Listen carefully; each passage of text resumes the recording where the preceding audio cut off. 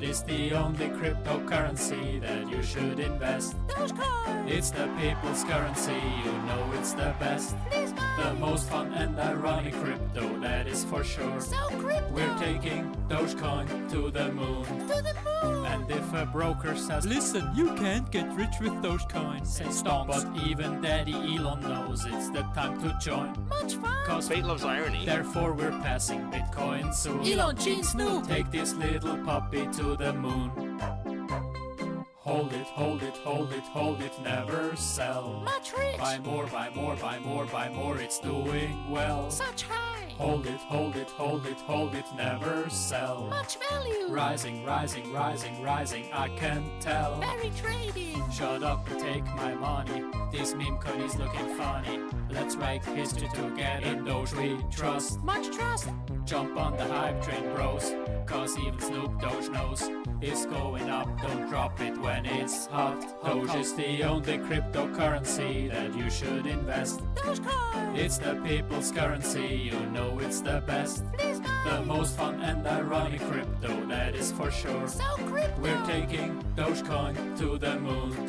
Dogecoin to the moon. Dogecoin to the moon. Dogecoin to the moon. Dogecoin to the moon. And beyond!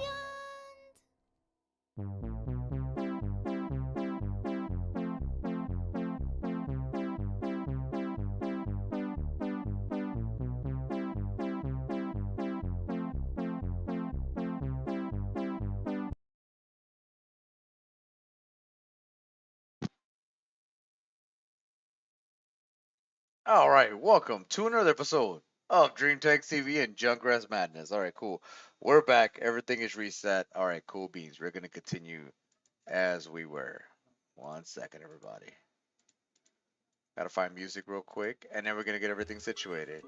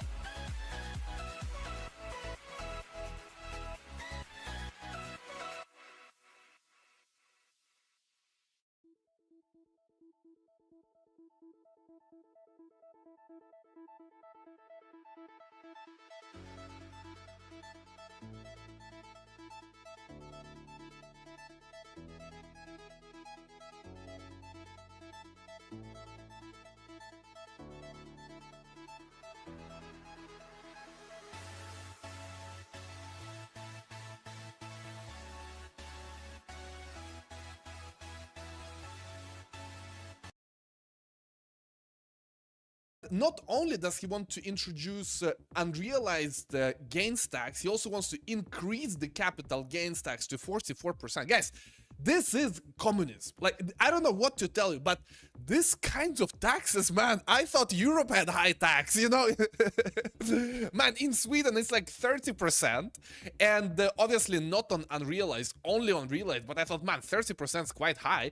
But then this guy, out of the mental hospital, comes out with even higher 46, but even crazier, it's also on unrealized. Okay, this is the most important thing. Unrealized, this is the craziness, guys. I mean, the craziness is I mean, the high tax is crazy already, but the problem is unrealized. Okay, it's difficult to describe how insane 25% tax on unrealized capital gains is. Not a one-time 25% hit, is compounding, annually taking 25% of every dollar of potential increase before it can grow. So basically, let's say you invest in a stock, it pumps.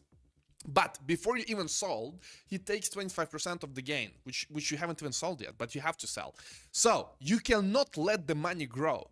You know, on this channel, we've been discussing that the biggest wonder of the world is compound interest. When you can have your money, it grows, and then it grows again, and it compounds. That the gains become your capital, and then the gains on the next year is now based on the new capital, which has grown since last year because of the gains of last year. But now it's not possible, because unless unless you moon higher than this every year, you're not even gonna move forward. But anyway, this is crazy, guys. It's absolutely insane. It's not exaggeration to say it single-handedly will crush the economy, because here's the thing. Imagine the dump pressure when everyone has to sell their 25% to pay the tax. Because basically you're forced to sell. You will be forced to sell your stocks, your cryptos. That's why, you know, the crypto market is not doing that great today. Stock market, let's see how the stock market reacts, because it should be doing quite bad as well. This is constant sell pressure. Everyone has to sell basically 25% of their gains, okay, every year to pay this crap. So this is number one, guys. And by the way, welcome everyone to the chat. So soon I'm gonna welcome you properly. But the thing is, yesterday, it's not only this. We also have the issue with Samurai Wallet getting arrested. These guys who've been doing Samurai Wallet, which is a Bitcoin privacy wallet, they're now arrested. Okay, and it's crazy because what they've been doing is software. Okay, they've been writing software, and they found them. I think they tried to be anonymous for quite some time, but they found them, and everyone is going nuts over it. It's crazy, obviously, because we have this precedent of jailing developers who do privacy protocols. For example, you know, Pertsef, Tornado Cash, now Samurai, and everyone who develops privacy is in a big risk, okay? Because even if you're just a developer, you do some code, you may get jailed, okay? Because they don't want privacy, absolutely not. Now, the argument that they're making, that the government is making, is that they took a fee in the protocol, so they're like a company, okay? So that's a big factor, it seems like. If you take a fee, even if you're like anonymous, you don't have a company, well, they will come after you. So anyone who does privacy, number one, be very careful. Number two, don't take fee, because if you take fee, they're gonna treat you as a company, basically, not as you know, a dev just deving stuff. And number three, what we really need is privacy on the base layer, where it's not like, you know, an entrepreneur who does software like the Samurai guys who add privacy on top. This is the problem, because they are targeted. Instead, privacy needs to be on the base layer, on Bitcoin, for example, or on ETH.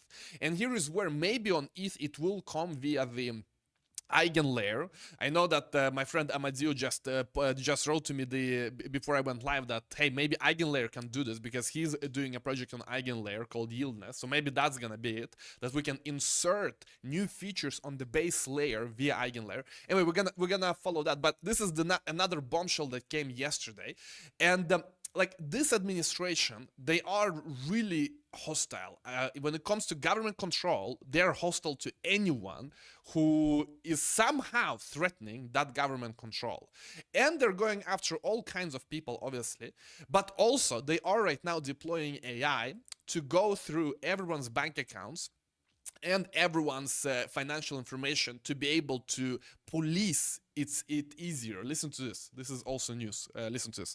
What we have learned is that the IRS, in fact, has been using AI to access bank accounts of American citizens without any kind of a search warrant, or even without any specific claim that they have committed a crime.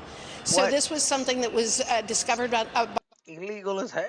And what they found is that the IRS has claimed that they have access to every single person's bank account. This person also indicated that they've been working with the Department of Justice and that they have absolutely no problem whatsoever going after the little guy to make sure that they are paying their taxes. This is such a blatant violation of the Fourth Amendment that Jim Jordan and I sent a letter to the IRS demanding that they provide additional information about what they are doing with AI and what they are doing to protect the civil rights of American citizens. So, Congresswoman, what's the end game here? Because at the end of the day, you can't put the AI genie back in the bottle, and it's so easy to use these technologies in the way that you're suspecting the IRS is. How do you protect American citizens and our constitutional rights? Well, one of the things is we need a new administration in November because this administration has been absolutely lawless in terms of its surveillance of us, of members of Congress, of local officials, of people who are protesters, of voters. This administration has completely ignored the Bill of Rights, whether it's the First Amendment, the Fourth Amendment, the Fifth Amendment. They have Yeah, I mean, basically, guys, AI has many great things, but one of the things that we need to keep in mind is mass surveillance that's coming with AI. The amount of information they can now process with AI is insane. I mean, they can process all information, basically. That's very, very important. And by the way, she's speaking about the administration. Like, I wonder who runs the country because, I mean, this guy, I mean, he can barely put two words together. So clearly, the country is run by the system, okay? And it's off. I mean, listen to this. He's like reading the teleprompter. He doesn't even know what he's saying. He's like reading the pause. The teleprompter tells him to pause. Like, you know, you say this, then you pause. The guy, he just reads, you know, pause. Listen to this. Imagine what we can do next.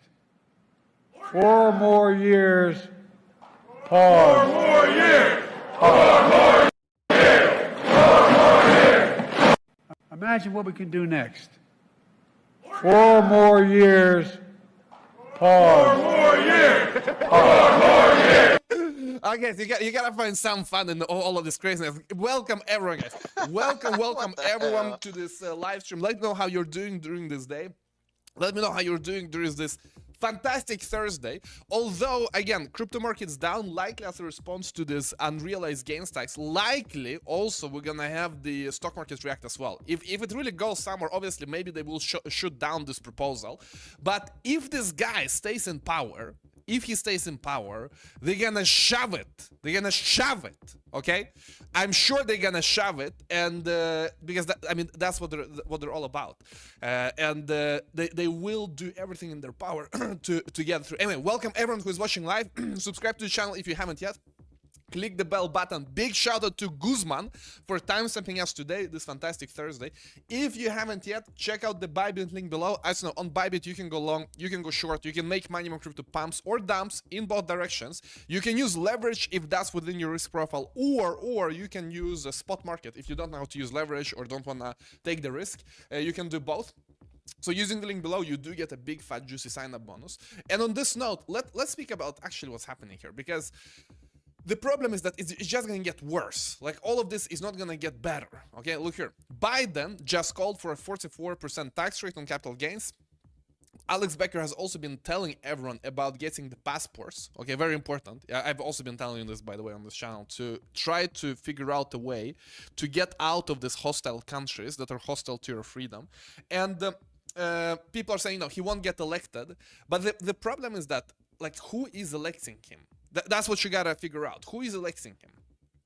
His entire strategy is steal money from the hardworking few and then use it to buy votes of the masses, or imported votes also. You know what we're speaking about. The 7-figure earners he's destroying here probably were not his voters anyway, so he's not gonna lose any votes here. Buying votes could very much work. Exactly. This is something that is just gonna get worse and worse. Like, all of these things we're speaking about is just gonna get worse and worse and worse, because guess what? Someone has to pay this freaking debt. There is a big debt. Someone's gonna pay it. Who's gonna pay it? If you make any kind of capital gain, you're gonna pay it. Now, what's key is that next step out of all of this is capital control. If you just think a bit ahead, because this is not gonna stop. I mean, like we just read, it's not gonna stop. It's gonna get worse. Okay. So the next step is capital control, because obviously people will try to move, people will try to get crypto, people will try to move to another country, this and that.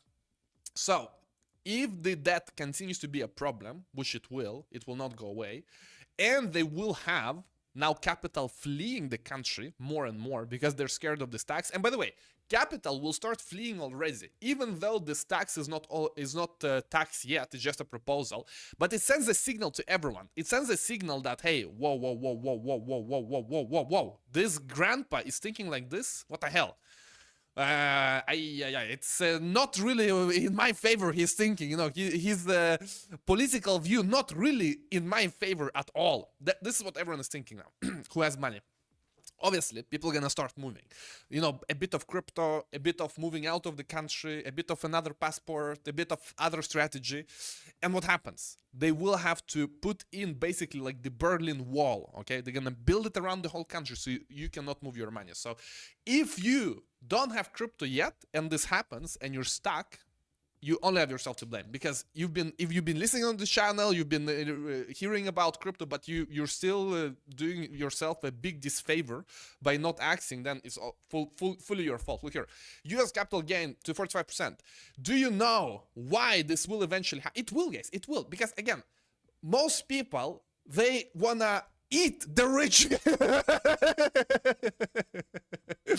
Like most people, they're like, yeah, tax the crap out of them, you know.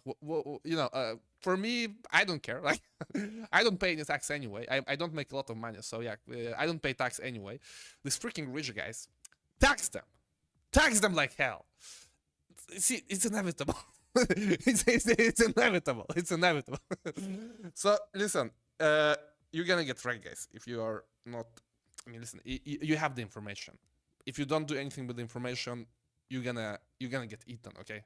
Eat the rich, basically. Anyway, because you and I are 10% population, those striving to build wealth, the other 90%, the other 90% are more than happy to pull you over their level. To pull you down to their level, guys. Sorry, I don't know. My brain is sometimes like ChatGPT. It doesn't really read. It's like tries to complete the sentence and so on. So anyway, they will try to pull you down to their level. It's just human nature, guys. Like, it's human nature. It's human nature. I'm not blaming the individuals here. I mean, obviously, let's say you're struggling, you see some rich guy, you're like, man, tax the hell out of him. But bring him down to my level. Listen, it's how we work. We're apes. We're apes. It is what it is. So it's not like you can fight it. You just have to accept it. Burunga dunga, exactly. It's not like you can fight it. You just have to accept it. This is how it is, and then act accordingly. So anyway, you will see that a high capital gains taxes will be approved by the majority of the population. They just purposely imported desperate people from all kinds of places, and you think they care about preserving your wealth? You think they'll be deported? So this is, by the way, a big issue now in the U.S. Massive issue. It's also a new issue, kind of perfect for election year. Over time, more and more wealthy people will find living in the US infeasible and leave, and that's, of course, when capital control is coming, it's likely gonna come. It's gonna be a great fat wall, but not to Mexico, but around your bank account, basically. Anyway, guys, I don't know what to. It's a bit sad, guys. It's a bit sad. Like, I'm not in a super good mood reading all this, but you gotta find some fun here with this Biden video. Maybe that's what we have to work with. In the fun department today, look here. You need passport portfolio. If you haven't yet, go get like passport in some Caribbean country. Like, you just get some passport, guys, if you are stuck there. Collection of second and even third or fourth citizenship in case they need to flee their home. Yeah, listen, it's needed. It's absolutely needed. Very important. So yeah, guys, I mean, it is what it is. It is what it is. Let's just hear the video again to bring the fun. Imagine what we can do next. 4 more years. Pause. 4 more years. 4 more years. Pause. 4 more. It would be crazy if the crowd also continued, like, 4 more years. Pause.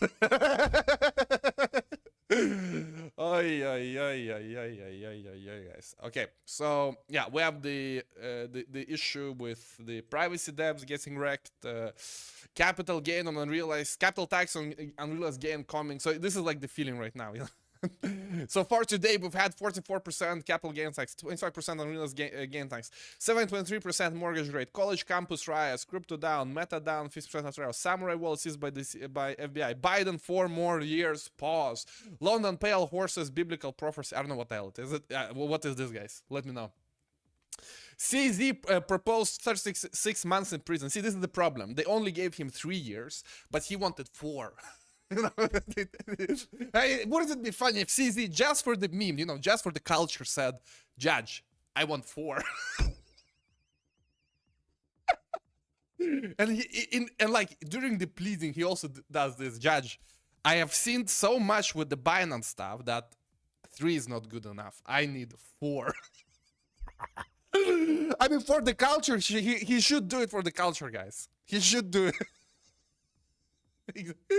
For the culture, CZ. He should do it. Marcus Brownlee about to end. This is some, I don't know what it is. Some rabbit tech, I don't know. Anyway, guys, crazy. Well, what to say, it's crazy, guys. It is what it is. And yeah, I mean, act accordingly. Let's check the overall market. It's depressing as hell today, guys. Even the market doesn't dance today. It's down. H-bar is down because they pumped on like fake news yesterday.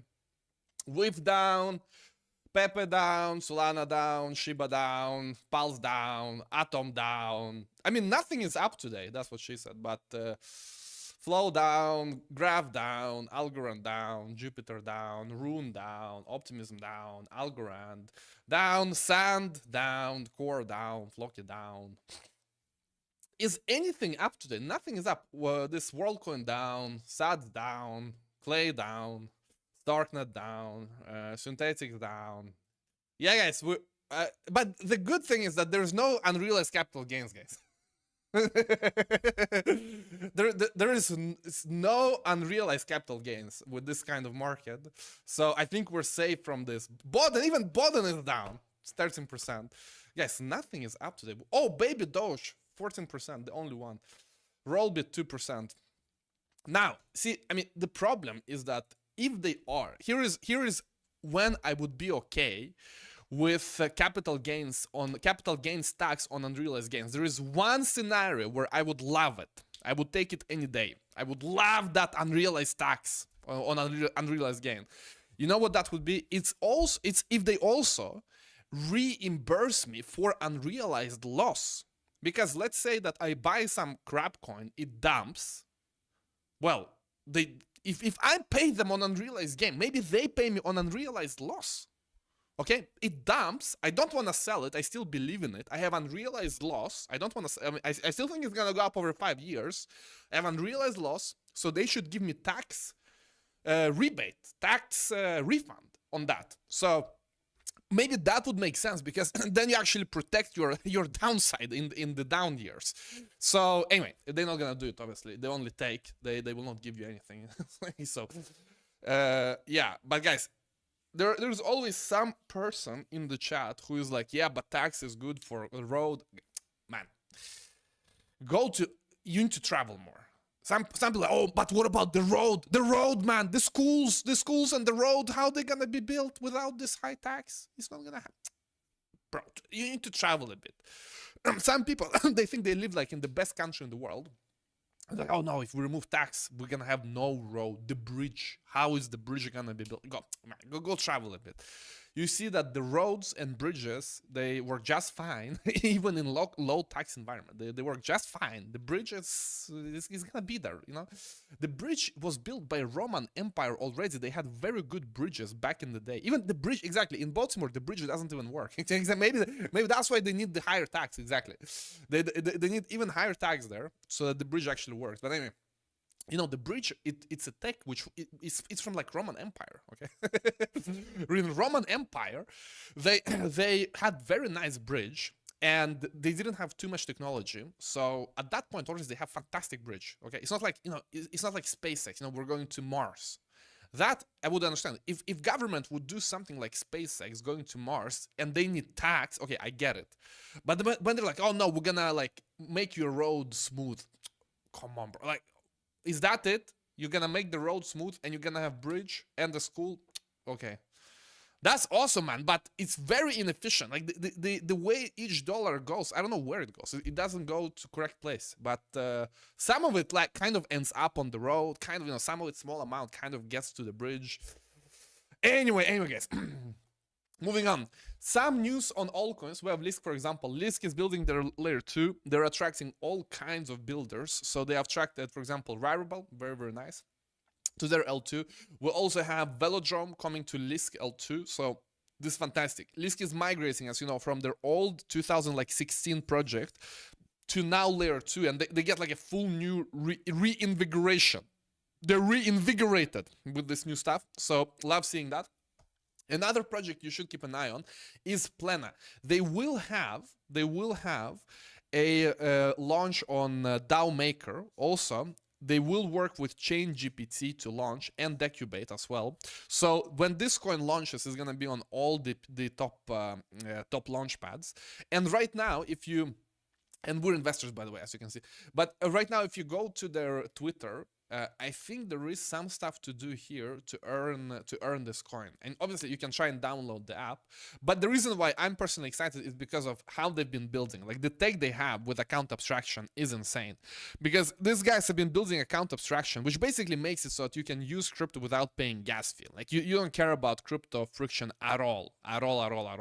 You just use crypto like you use like Venmo. Okay, they've been building it since 2021. Basically, before Vitalik even wrote white paper on it, it was still in this experimental stage. So likely they have some of the best account abstraction tech right now. Coinbase is gonna come out with some account abstraction tech soon as well.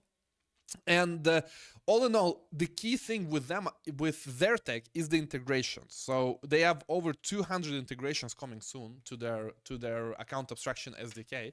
So when it comes to this app where you can use it without paying gas fee, and also they said that they will have integration with traditional finance. I mean, that would be insane. If you also can get like bank account, IBAN, card, all of that good jazz, and you can use crypto, and there is no gas fee. Like all of it is just, you know, clicking, and everything is figured by account abstraction, is gonna be amazing. Listen, I love these coins where we can actually use it, you know, where you can actually like use stuff.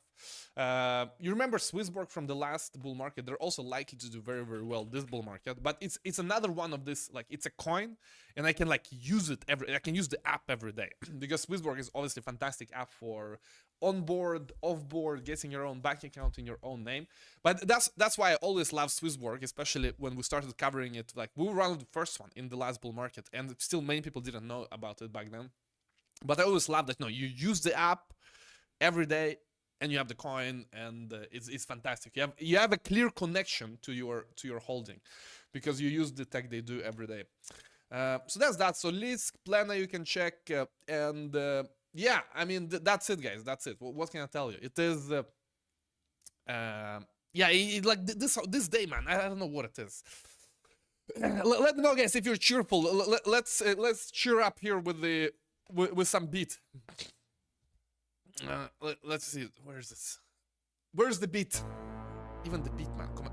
There you go. There we go. Okay, guys, let's go to Q&A. Let's go to questions, answers, debates, discussions. Guzman, always cheerful. That's good. That's good.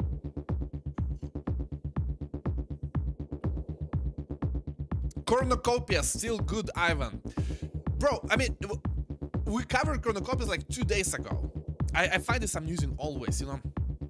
We don't cover a project for like 1 day. Everyone's like, oh, or not everyone. It's just a few people that, oh, is everything good? Is everything good? All good? All good still? Still good? Still good? As if like the whole project and the company changed in 2 days. Is it still good? Yeah, I haven't heard for it in 5 hours. It's still good, man. Still good. Yeah, it's crazy. Oh man, this Bitcoin, is it still good? Ay. It's crazy, man. Like crypto altcoins is insane. Nervous bunch, exactly. People nervous, but I understand. In this kind of market where everything is down, it's natural.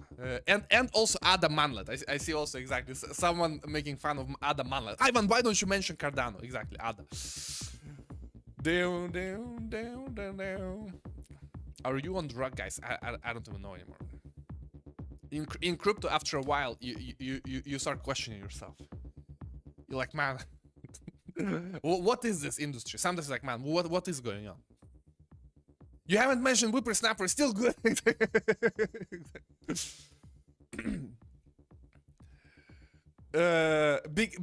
Guys, for Big Barry, follow on Twitter. We're gonna have some stuff for you very, very soon. Could you talk about AVAX a bit? The project actually useful? Absolutely. I mean, what's good is that they have now their subnets, for example, Ganzilla. They are integrating with OpenSea and other traditional services that are on different chains. For example, OpenSea, traditionally has been on ETH, then Polygon and others, and now they're also integrating Avalanche subnets like Ganzilla, for example. And that's important because normally when you do a subnet on Avalanche, like your own chain, you're not connected to, for example, OpenSea, and so you're kind of your own island. But now I love that they're making their way out and they're connecting to to different protocols like OpenSea and others, so that if you are a subnet on Avalanche, you're still part of the whole crypto industry. And yeah, check out Ganzilla Games, because I think they're the first one to really like get this right, because I haven't seen any other subnet who actually is on OpenSea. And let's see when they will support. Let's see, actually, if I go to OpenSea now, is it already now Ganzilla? I can check it as a chain or no. Let's see, where is even like the chain, like the Ganzilla? Can I search here? Ganzilla game account, Ganzilla. Yeah, I'm not sure it's integrated yet, but it will. They have announced it will, so yeah, hopefully soon. So that's that guys. All investing, you gamble, and crypto is like crack of investing, which makes you nuts for. Yeah, I mean, it does make you nuts, guys. It does make you nuts. In a good way, though. Always in a good way. Okay, guys, listen. Let's end it, and so we can be back tomorrow. Hey, maybe Guns isn't even out yet. Let's end it. So we're back tomorrow to a more cheerful environment, and yeah, hopefully we have great news coming out at that point with all of the stuff in crypto. But anyway, today I still hope that we had good times with that Biden clip. But all in all, guys, in the US, get a passport or something, Caribbean passport. You know what to do. Tomorrow is Friday, exactly. So we're gonna be cheerful for that reason. Exactly. But anyway, smash up the like, subscribe to the channel. Pause.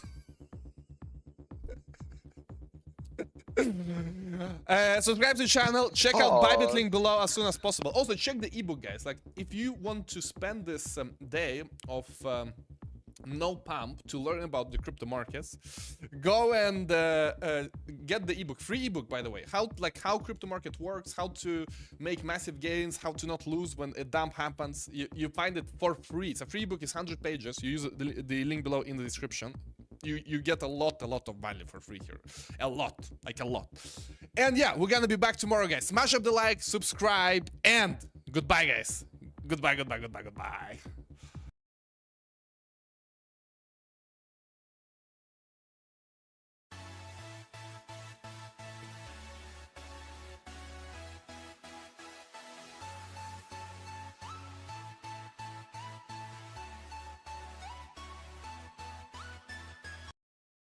And we now are in that exact level, but the rejection has not yet taken place on the stock market, which means at the market open later on today, you best want to have your eyes on these charts and have a look at exactly what's happening. If you see a rejection taking place, there is a possibility of between a 5 and a 6% drawdown for the stock market coming into the next major levels of support. And then you have to ask yourself the question, what happens to Bitcoin? What happens to the crypto market based on this stock market rejection?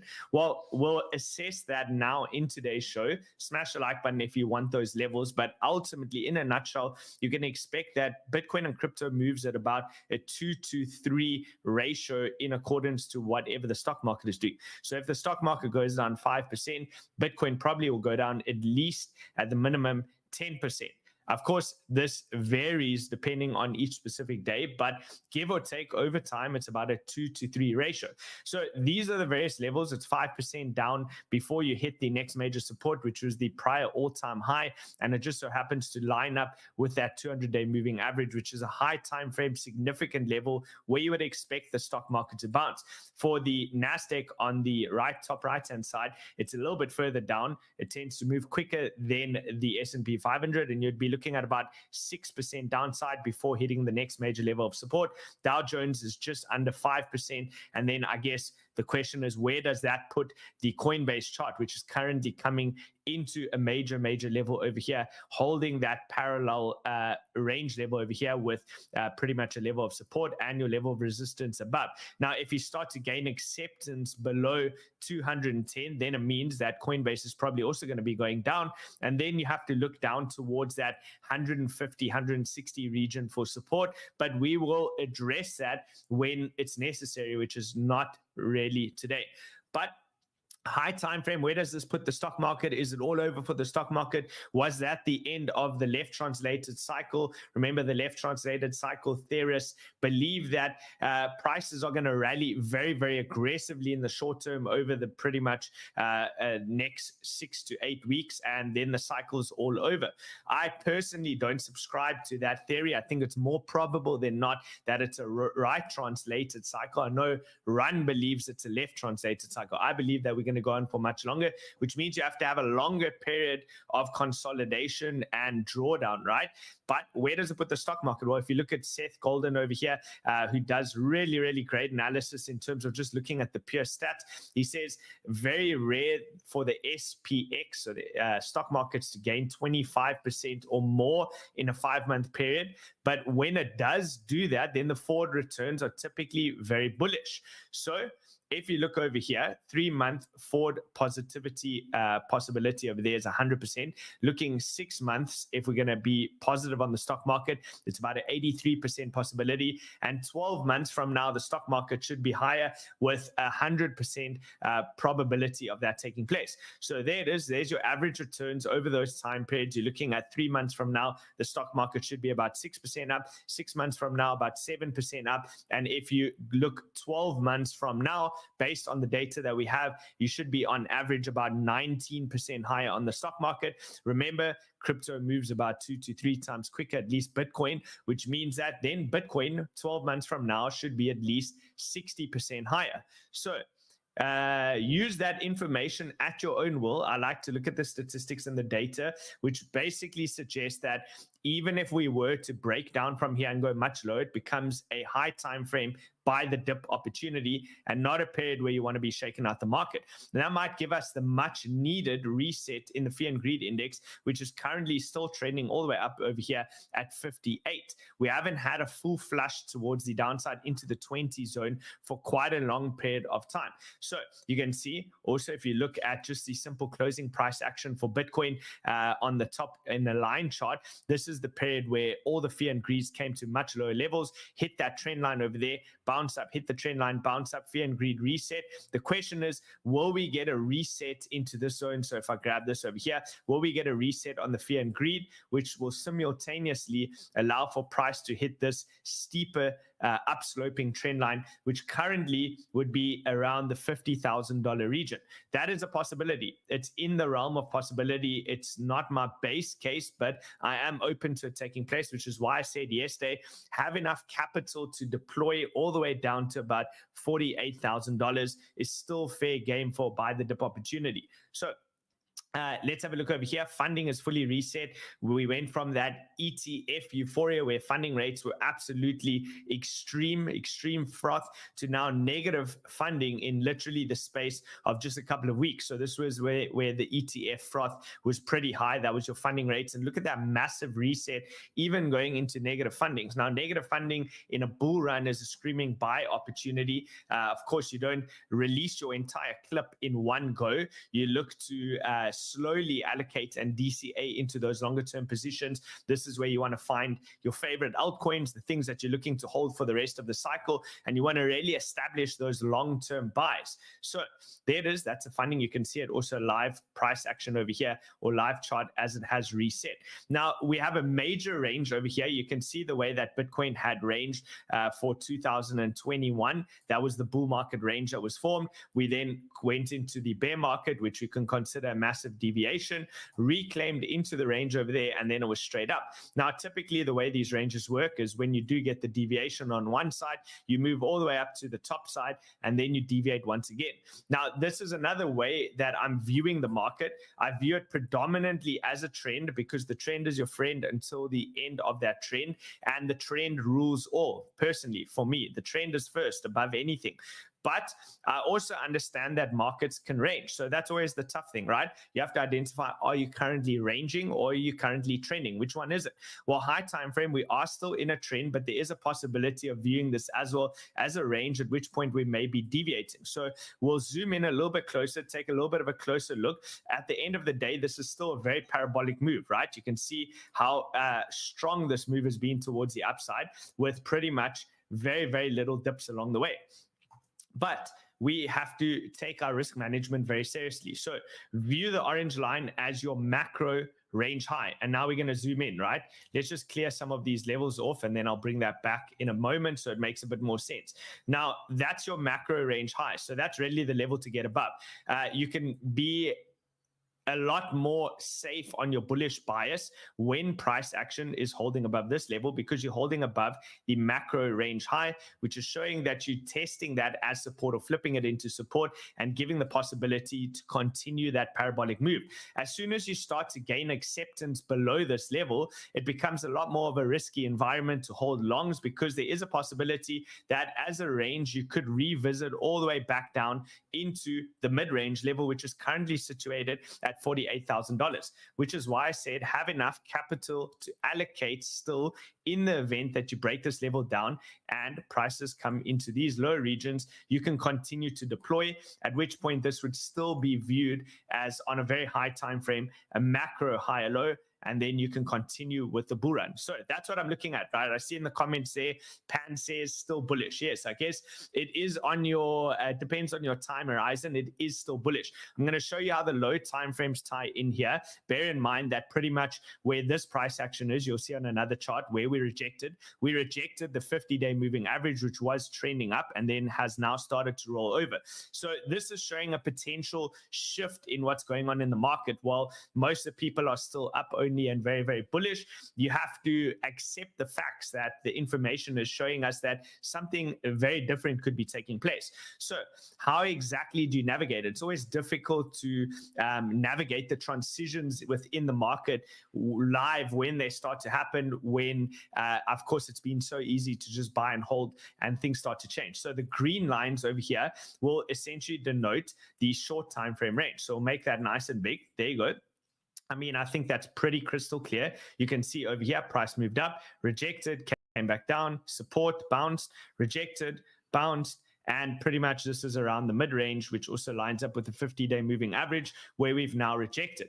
So the problem comes in if you start to gain acceptance below this level, then you can say with a high degree of probability, you're probably going to go all the way back down into the broader macro mid-range. Now, if we throw in a couple of other key levels, which I have over here, you can mark them off on your charts if you want. I'll do it for you.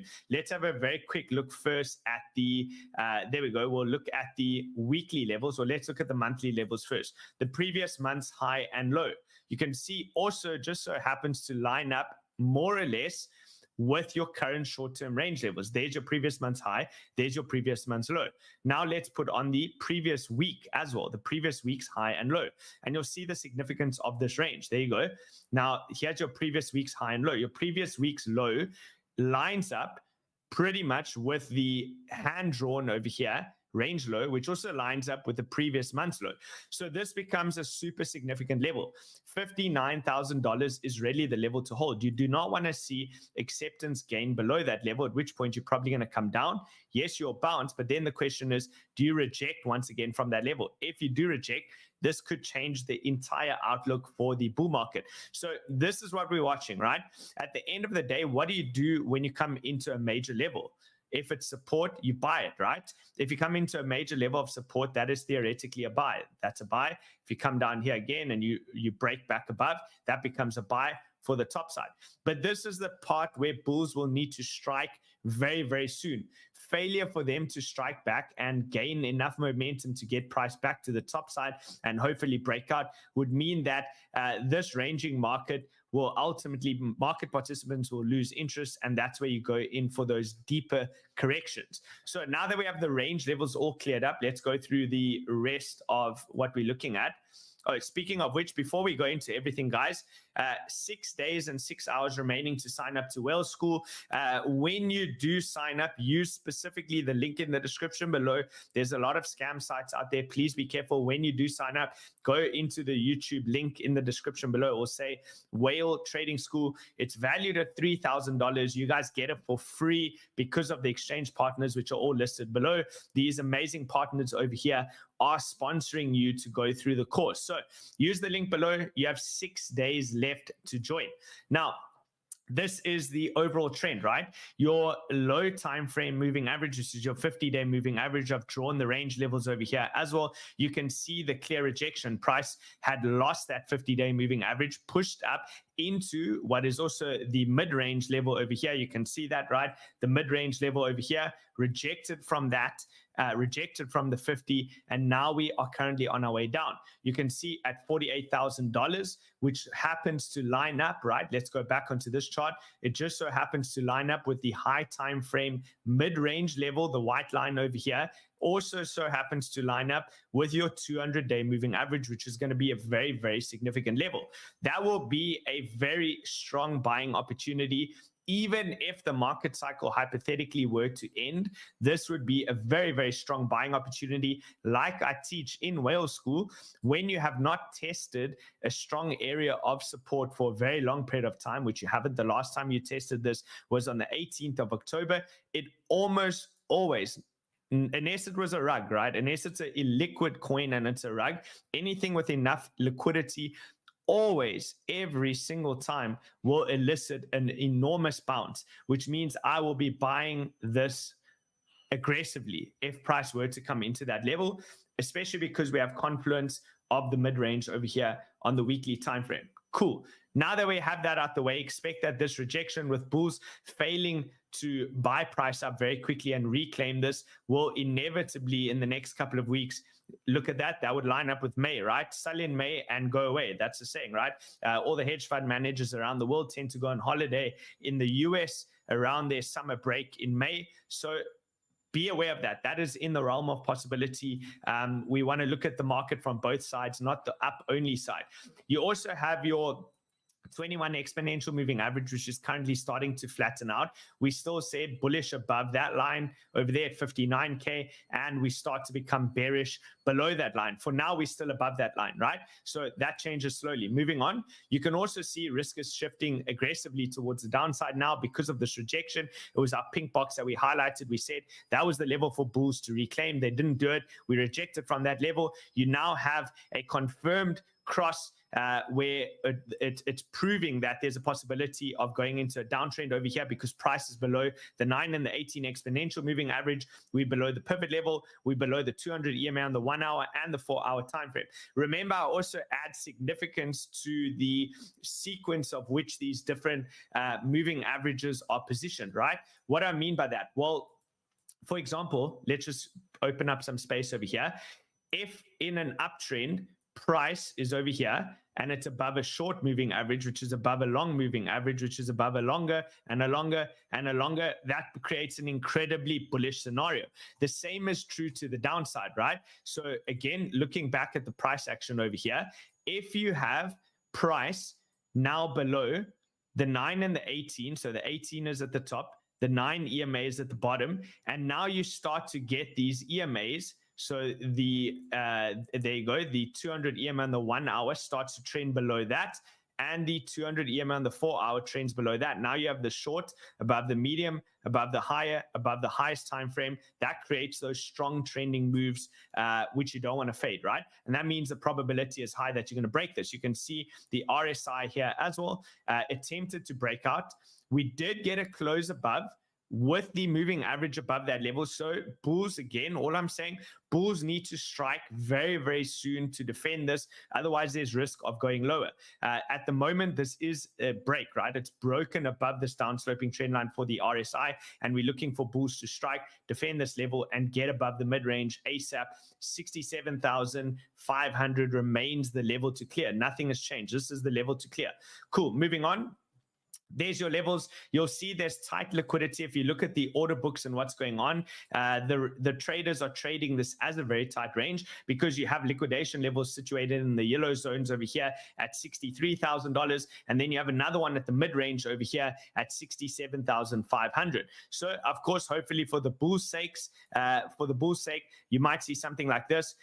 Grab that liquidity, get sent to the top, defend that level, and then we can start to look at the bullish bias again. You do have on the 4-hour time frame your stochastic RSI, which is currently attempting to reset from the bottom there and starting to turn up. So watch for something like this. There is a possibility because there's those liquidity levels. You also have the funding that's gone negative on the low time frame, and you know that in the bull runs, this typically marks the major bottoms, right? When it's in a ranging market and it goes extremely positive, this is your distribution phase. When it goes extremely negative, like we had over here, that is your bottoming process. So there is hope in the very short term that bulls will strike today.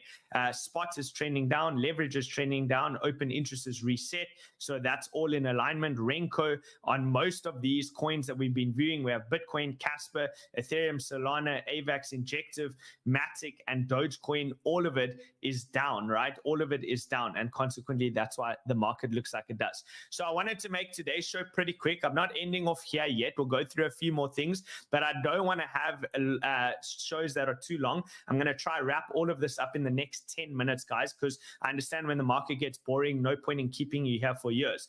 All right. Quick mention over here, the gummy airdrop is still happening. I've seen guys have opened up literally like 30 different tabs and things like that to get this airdrop. Bear in mind, probably the best way to get this coin is honestly going to be to buy it, right? You can see here is the gummy token, which is currently breaking below the top side of the range. It might go into a deeper correction. Let's have a look. I wasn't planning on going onto this right now, but I think we may as well have a look at it since I'm here. Let's see the 4-hour chart. There it is.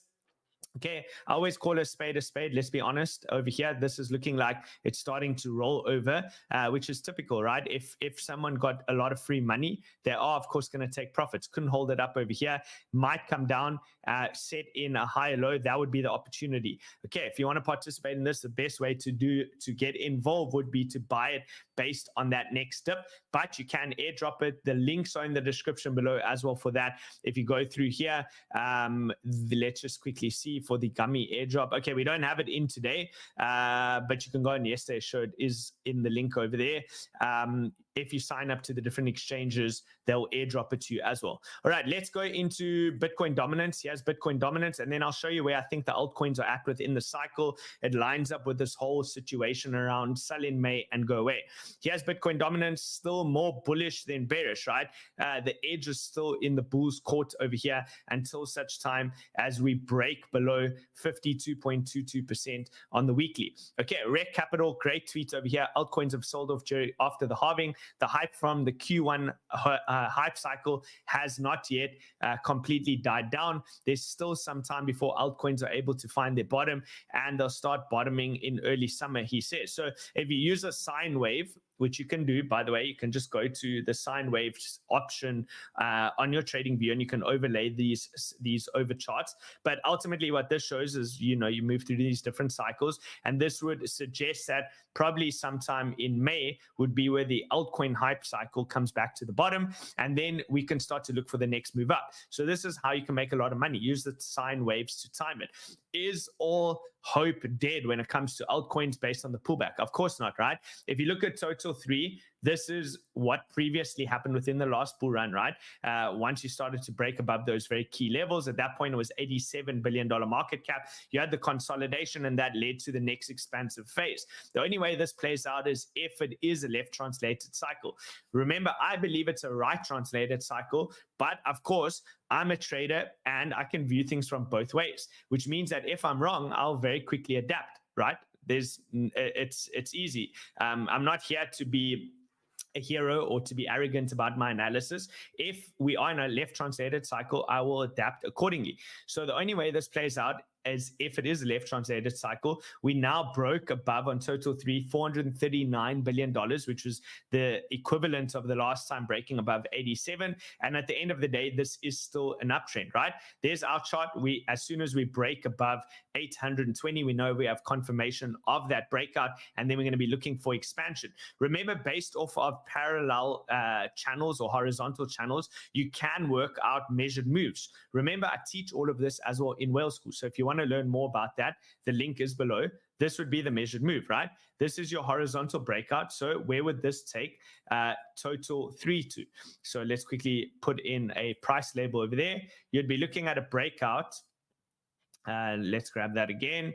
You'll be looking for a breakout up to about 1.25 trillion. Now, I'm not saying that would be the end of the cycle. That would take out the highs. You probably go on further from there, but based on the measured move, that would be your breakout. As soon as you can hold above 820, you know that altcoins are probably going to take the next leg up, which would be looking at about another 50% increase in the market cap. And if you're choosing the strong altcoins, they're going to run. I'm still long on Solana over here, right? So I haven't faded Solana yet. I'm still long. But if we do start to break below my entry zone over here, I will have to consider cutting, because at that point, you have a major deviation back into the range, at which point I would say that Bitcoin likely has also deviated back into its range. So very clear. This is one of the most perfect deviation setups. If you see it, you have a strong upsloping trend line that's held for a long period of time. You have your prior range over here, and you'd be viewing this as an absolutely enormous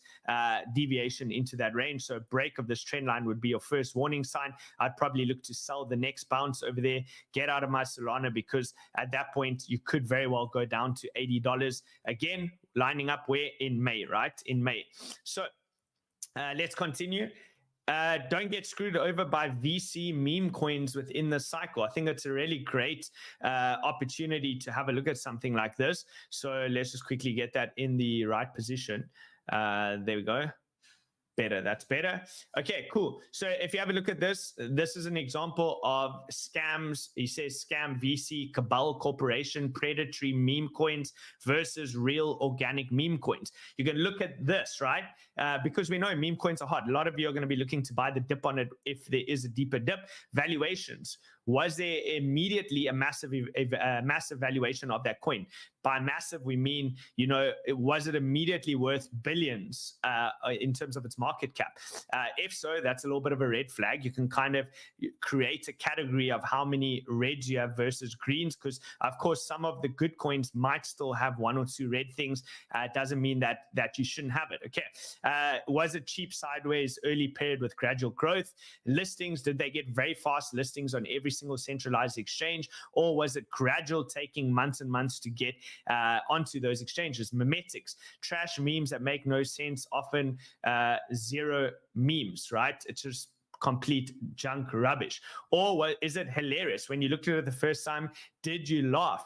Is there past history, right? Like Pepe, for example, anything that had a cartoon in the past, did it have a previous history? Origins, did it come out of nowhere overnight and launch at billions of dollars? Probably a red flag. Was it developed organically?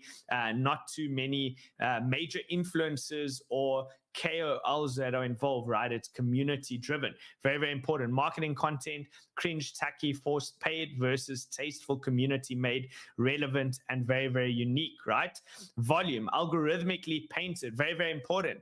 If a chart in the beginning, this is one way you can view it. If you go to a meme coin and you view the chart, the levels are respected very well. They're probably paying for an algorithm to paint the chart. The way this works is, for example, if you keep coming down to your 618 fib retracement level, the golden pocket, and every single dip hits that level and bounces, I mean, you can still trade it and you can take advantage of it. That means it's probably somebody that's paying for a market maker to algorithmically paint the chart so it looks like a perfect chart, and then it brings the retail in at the last minute, which is you and me, right? I'm also retail. I don't run an institution or fund, and then they rug you. Okay, or does it have organic volume? Is it normal? VC presence, obvious VC presence involvement, they got it way low. They're going to dump on you. Distribution, shitty concentrated ownership distribution, or is there wide distribution? Are there a lot of holders, right? I see you guys are spamming with BlackRock. Yes, BlackRock had a big distribution over there. Pushes, okay, pushed by sketchy KOLs and scammers, or is it pushed by organic community members? If you heard it first from a KOL, sometimes that can be a red flag, right? Especially if it's simultaneous with all the different KOLs across the board. It's possible that one KOL could have found something that's a great opportunity, brings it to your attention, and you find out about it. But if simultaneously on the same day, all the KOLs on X, Twitter, YouTube, whatever platform you're on are simultaneously mentioning this brand new amazing coin, probably they're going to dump on you, right? Okay, liquidity. Giant liquidity out of nowhere, or was a gradual liquidity thickening over time that shows natural growth, right? Natural network effect over there. Okay, that's about it. Okay, cultiness. Let's go into the last one. Cultiness. No loyalty, no raids, paper hands, and mercenary versus stubborn autist, strong evangelism, and religious zeal. Okay, the coins that he listed over here in the bottom, he said that the negative ones, Bohm, Maniki, Meme, and Mew. And then on the organic side, Pepe, Popcat, Mishi, and Monk. So interesting. Very, very interesting. I thought that was interesting. Anyways, let's continue. Before we go into some of your altcoin requests, because I'll take a couple of them, quick shout out and mention to MintSwap. If you look over here on the bottom, when you're trading on Uniswap, which is probably the most traded DEX out there for swaps, you can see the ETH price, right? USDT to ETH. Currently, $3,170 is what they're giving you. And if you look over here, $3,180. You're getting about 70% reduction on fees using MintSwap. If you do want to take trades and you're swapping from USDT to ETH, use the link in the description below. Go and check it out. And then let's get into it, right? Let's get into some of the altcoins. Let's quickly look at TON. How's TON doing? So this is a key level for TON. If you are looking for price to bounce, it needs to bounce from here. I must be honest with you, it doesn't look at the rate that it's moving now that it's going to bounce from here, which is a great thing, right? It means that you're going to get an opportunity to probably get this lower. So watch for the full distribution from this horizontal level, which is also the parallel channel rising towards the upside. You've already broken the sharp upsloping trend line down. Here it is, right? You can see you've broken that down, showing a shift in momentum. Watch as prices come down, right? Look for major support. Probably your next level is going to be around 420. I'm going to be picking some of this up for the long term. Okay, what else do we have? Let's see Say, because Say is performing a little bit better than the rest of the market. This is the problem, right? With a lot of these coins, you see you broke the upsloping trend line. That was your first warning sign. Failure to get back above 82 cents was a problem. Rejected from there, started to come down, created a new swing low. And ultimately, I think that this probably will still go lower. Being honest, probably still goes lower. Let's see over here, lower lows and lower highs. We looked at this yesterday. If you do get rejected from this level, which currently looks like a possibility on the daily time frame, expect another move on near all the way down to $5, right? Okay, Atom. How's Atom doing? Okay, we rejected from the levels that we're looking at. We've moved down into the downsloping channel towards the downside. Honestly, I would just wait for $6 for the next possible zone to enter. Sui. Okay, how's Sui doing? Okay, couldn't get back into the yellow zone, back tested the prior range high, which it did break out of, but now has rejected that, testing it as resistance. New swing low over there. This one is probably going back down. Again, level to level, right? So you can mark off the mid-range. The mid-range is one area of interest. It already hit that level once. If it comes down here, check if it's going to bounce again. Give it an opportunity at $1. Failure to bounce off of this means you're probably coming all the way back down here to 63 cents. 63 cents. All right, what else do we have? While I wait, I'm going to look in the comments. I can see your comments. I see the Big Fish says Bear Carl's back. Not yet, not yet. Look, I don't want to fade the high time frame trend, which is still up, but there's definitely a transition happening in the market going into a more paused phase, and you have to be real, right? Look, this is how I make money, guys. I made quite substantial gains over the last couple of years by not fading the trend. I will let you know when my system says go short. It hasn't said go short yet. It said we're transitioning from a strong trending market into now a slow trending market and moving into a range, which, remember, the market moves through phases. So let's quickly look at this. The market moves through phases, right? So it moves through trends. That can be an uptrend or downtrend. When that trend ends, it then moves into a range, which can also be viewed as now a Wyckoff distribution. And then it goes into a new trend, right? And then a new range. And then so the trends continue, right? Trends and ranges, right? So you just move through those different phases. There you go. So up, sets in a top, comes down, pullbacks, sets in a bottom, reaccumulation, moves up. That's a market cycle. You want to move in alignment with that market cycle. I would love to teach you guys more about this. Look at Whale School, right? I don't often have time within the live shows to go into in-depth analysis. It's completely free, guys. Most of you have done it. For the last few of you that haven't, sign up below. Use the link in the description below. Everything is over here. There you go, Whale School. Unlock all your potential by joining Whale School over there. There is limited supply, right? Limited amount of people that can come in. The systems can't handle over a few thousand, so be quick. And then also, if you want to join Whale Room, there's also a link in the description below if you want to take your trading to the next level. Of course, this is where we're doing a lot of live sessions. I'll see you guys. I know I was in Dubai last week. I'll see the rest of you on the live session today. We start with the live sessions again. So make sure you're there, 6 o'clock, right? 6 o'clock SAST time. And I think, guys, let's leave it over there. I don't want to go too long. That's about it from me. Thank you all so much for watching. I'll see you in Whale Room later today, and then the rest of you tomorrow on YouTube. Have a lovely day, and cheers for now.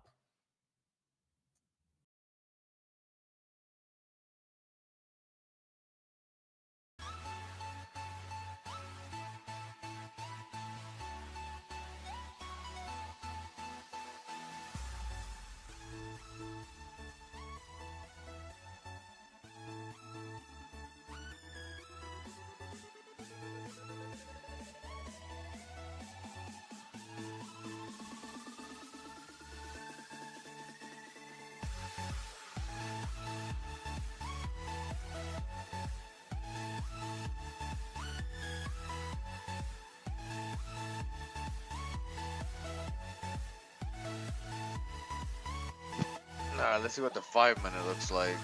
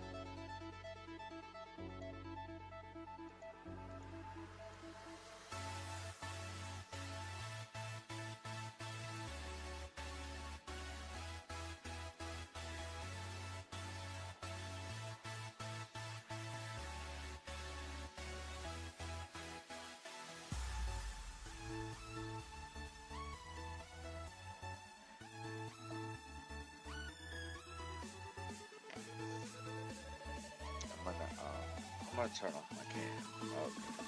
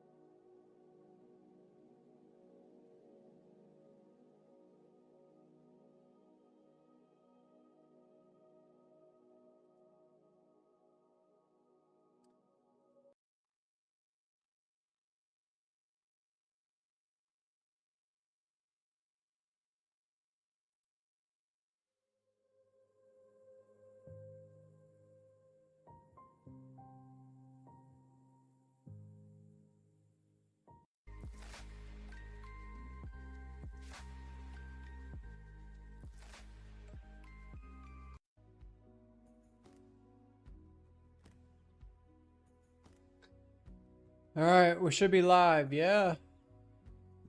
I got sunburn on my head already.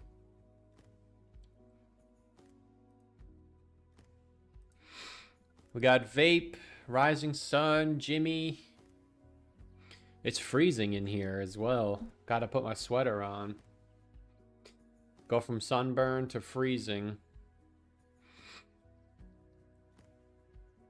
Denny, Enzio, Tam Stanley, Chris, Z, Matthew Dropco, Well Talk, Lord Narwhal, Jimmy C, Ethan Sharma.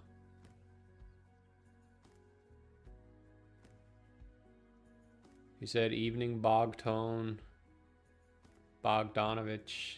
He said evening Bogtone. Bojan Bogdanovich. So we had a little scare this morning. I saw the Discord was running for the hills. High or low forming here. I see the Discord was running for the hills again this morning. Pepe had a nice recovery.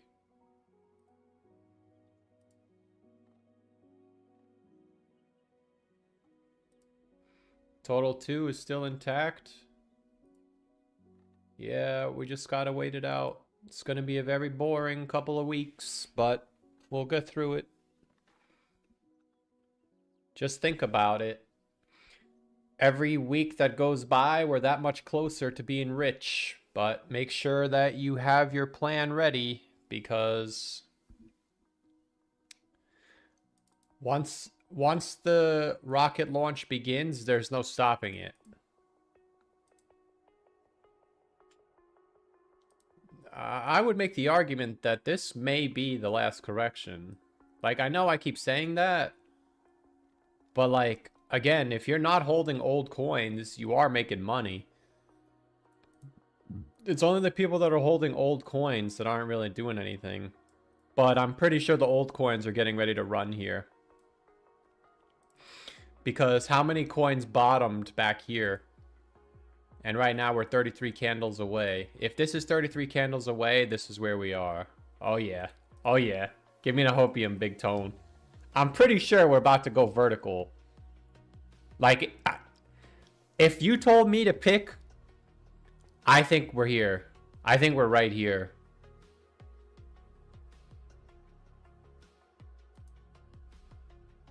Slap on DogeCoin and there's your answer. Oh man. Yeah, we just got to be patient. I know it sucks. Trust me, I know it sucks, but you just got to hold out, man. We're about to go, man. We're about to go. We are about to go.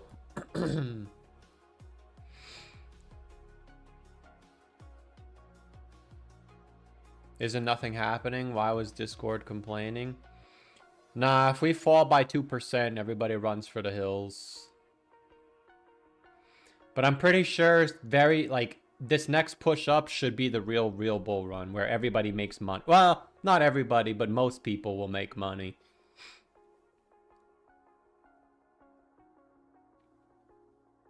Make the chart bigger. We need 107. Was it Pete Reddish? And I just ignored the T in the middle. I think it was Pete T Reddish. But I can't remember. I used to just call him Pete Reddish. What is a petri dish? I think we went over this last time. Yeah, I think that's the 7th grade science project, right? Where you put the stuff in the little cup. Yeah, petri dish.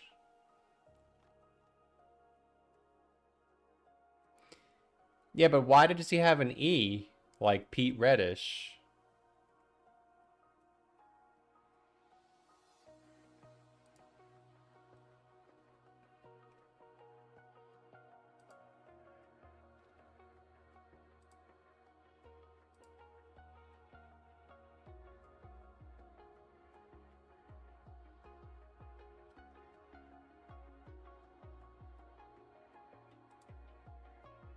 Yeah, looks good. Nadengoyan looks good. You're still eating very healthy. That's good to see.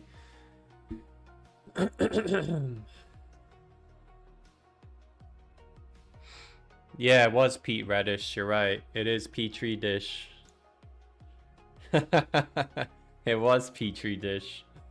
Wow, I've been calling you Pete Reddish for almost 3 years, but it's been Petri dish this whole time. Alonzo for 5 says CLV or Velo NFA. I appreciate the 5. Are you talking about Velodrome or Velo USDT on KuCoin?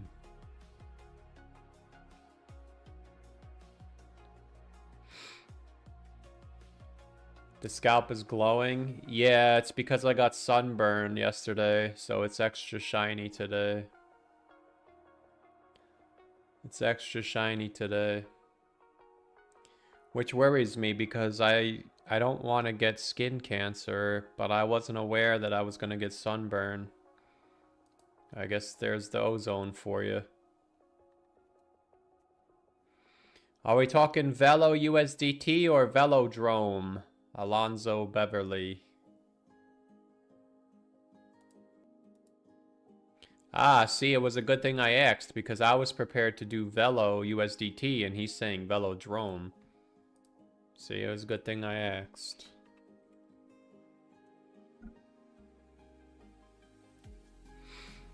Velodrome, alright. Taking a look at Velodrome, if it loads, that would be fantastic. Oh, looks like...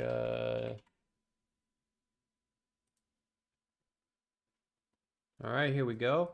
So from the previous video, we can see from the low up to the high that we're sitting right on a 382. So in my opinion, if Velodrome is going to be bullish, it has to bottom at 16 cents. A break below 16 cents will confirm the top up here and a much larger move down to about 12 cents, which is 25%, and then potentially even 40% down to the 618, which is 95. So to keep it simple, we could say bullish over 16, bearish below, and we could pull our fib down and say that in order for Velodrome to confirm a bottom, it has to get over 23 cents. That means that if we spike back up here and we get stuck at 23 cents, it's actually still bearish down to 12.4. All right. So this 16.7 is your life support for Velodrome. Any lower than 16.7, and we're going much lower. If we were able to get back over 22.4, we would say bullish up to 28 and then potentially 65. As always, none of this is financial advice. All right, Velodrome. I appreciate the 5. Roy's Army for 5 says, how many super chats away am I from being the next Non or Rob G for daily discussions? I'm on 20, fool. I appreciate the 5, man. That's awesome. Well, unfortunately, I can sense you have a heavy troll mechanism to you, so I don't know. One doesn't get... I don't think you just... Well, the reality is Non Ngoyen has been here for 3 years, and so has Rob G, and so has John Doe. So they've been here for 3 years. I sense you are new to the chat, which there's nothing wrong with that. I appreciate the support. But I do sense a troll mechanism to you. So I appreciate the 5. I don't know how many super chats you'll have to send. You'll have to make a name for yourself. But I remember Non Ngoyen before he became a fool. He was a loyal viewer that just commented every now and then at some point he stepped into the spotlight. I don't remember what the event was, but somewhere he just became the main event. I think he was calling, I don't remember exactly. But he became a staple in the live stream. He used to just be a regular guy, and then he stepped into the spotlight. I appreciate the 5.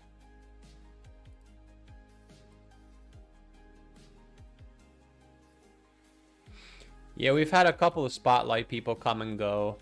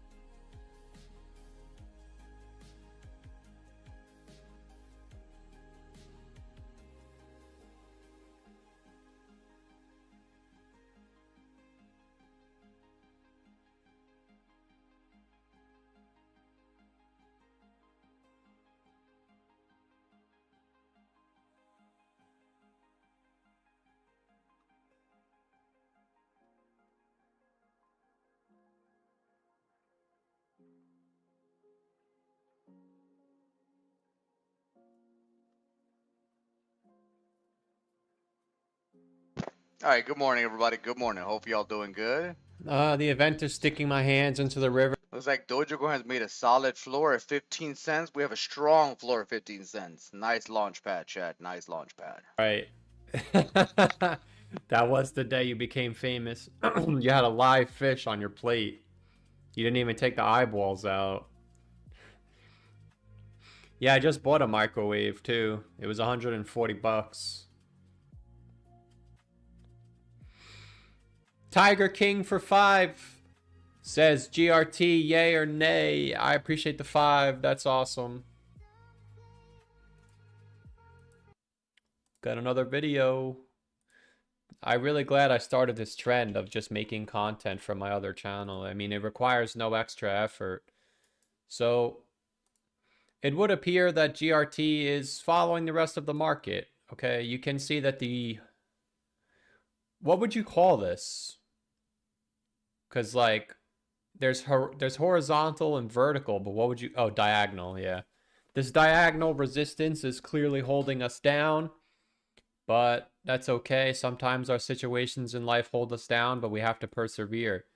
We can see that the 382 is still holding as support at 20 cents. So I would argue that as long as the 382 at 20 cents holds, GRT is still building a bull.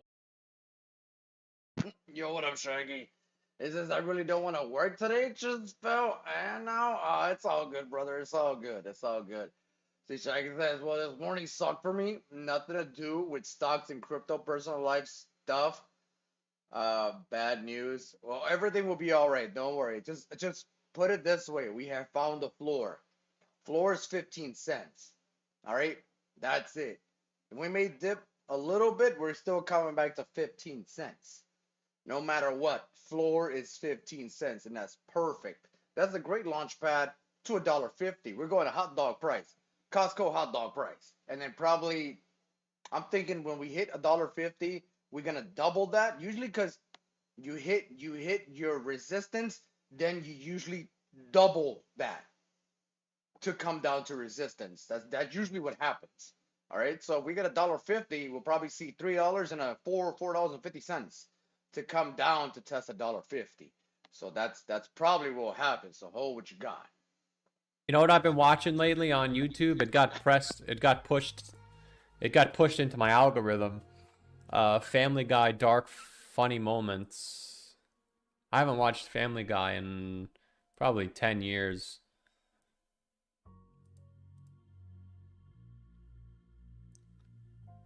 But some of the stuff is actually funny. Cheers. Yeah. What did I just do? GRT. Yeah. Yeah. Oh, that's funny. Yeah. GRT. Wow, I haven't made a GRT video since July. That's amazing. Probably on my other channel, third channel that I discontinued. We got Profit Bear. Oh, it's all good. Everything. I don't know if you heard me because my mic was up, but we have found a solid floor at 15 cents. It's all good, Shag, and don't worry. This is temporary stuff. Long term, y'all gonna be good. This is all temporary. All right, all temporary. All right. Once we move up, everything's gonna change. So don't worry. It's all good. It's all good. And hey, yo, cheers, everybody. Yo, cheers, cheers, sweetheart. Definite cheers. Hell yeah. So it's all good. Just brush it off your shoulders, and you'll be all right. Everything will be all right. Let's see. Shaggy says, "Oh shit, hold on. I need water. Whoa. Make sure y'all stay hydrated."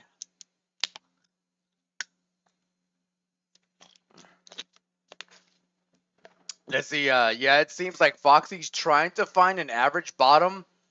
But I still have time to figure that out. I'm not worried about crypto. That's the last of my mind. All right, bad news was other stuff. All right, bad news. It's all temporary. Don't worry. Bad news will end up going away or fixing itself, or you fixing it. Either I mean, depends on you. But it's all bad news are all temporary. All right. Good news can spawn at any minute. You get what I'm saying? That's why I always keep. I don't worry about the short times. You know what I'm saying? That's why I love trading, because this is basically this is a chart of your bad news. All right. Good news, bad news, good news, bad news, good news. All right. Right now you're in the bad news area. Don't worry. This is all temporary. Look at that. Just like this was all temporary, and we had great news, and you're gonna feel better. So this is just temporary. All right. When you start to see these green candles, your bad news is not even going. You're not even gonna worry about that anymore. All right. So it's all good. This is normal. This is normal on red days. This is normal. When we start to see those huge green godly candles, everything is gonna change. That's why I said, don't worry. It's all temporary, my friend. It's all temporary. All right. So don't try to stress too much about it. Unless you're getting evicted, then you might want to find out how you gonna find a home. You know, I don't want y'all to be homeless. You know what I'm saying? But I mean, also, just we got this. We got this.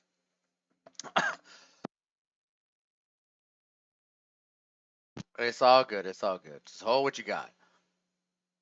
We will be fine. Everything will be fine. Everything will be fine. Everything will be fine. It's all good. It's all good. Everything will work itself up. Home situation is good. Just got to wait till the first of the month for more weed. I feel you. I feel you. I feel you. Yo, that's why if you got like a bowl, that's why you got a bowl, or if you roll, it's better. It like whatever is left over.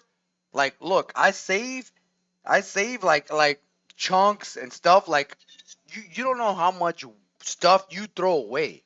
Like that's why I have the tray. Whenever like the black stuff here, like this is all still weed.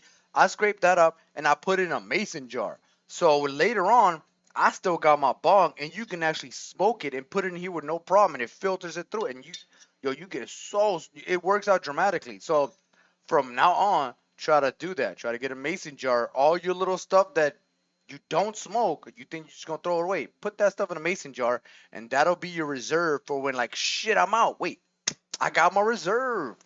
I don't do flour. Okay, so if you do wax, I can't do anything about wax. You do vape. I can't do anything about vape.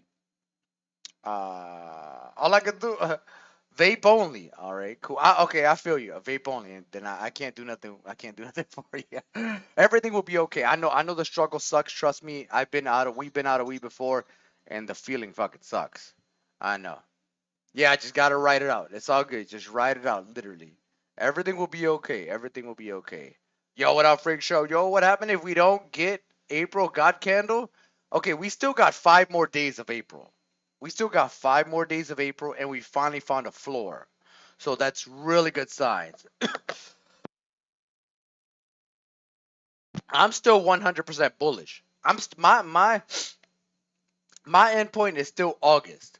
All these up and downs don't matter. They can adjust. Cause like if we don't have a God candle this month, then God candle's coming next month. Because either way, endpoint is August. We have 7 candles, 7 monthly candles. So whatever those monthly candles spawn, it is what it is. Just understand the seventh one is the top, and you gotta get out. It just that's just how that goes. So if April isn't bullish, but we still got 5 days, so I'm still very hopeful. Like this guy's like, oh, April's over. We're not bullish anymore. No, we still got 5 more days. I'm not going to go ahead and short myself. It's not gonna happen. All right. Anything can happen between now and 5 days. Literally. So, but if for some odd reason May 1st comes around, I'm still holding because my endpoint is August. Hopefully, it can happen. Yo, I agree. Hopefully, it can happen. I agree because it'll make everybody's life just a little bit easier. You know what I'm saying?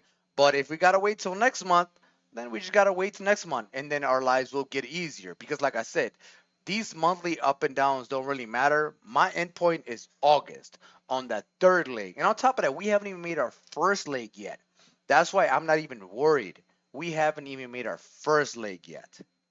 Whenever we make our first leg and whatever price we are at, that's what I want to figure out. All right. Whenever we make our first leg. So first leg can break all time high. First leg can go way higher, or first leg can stay where all time high is. Wherever first leg lands, that's where we'll analyze, and we'll analyze Super Guppy and see if we got more legs to go. And I do think we definitely have more legs to go. But let's see what happens. I'm still extremely bullish. Extremely bullish. 100. I have not turned bearish this whole bull cycle. Ever since 5 cents, I haven't turned bearish. Put that into perspective.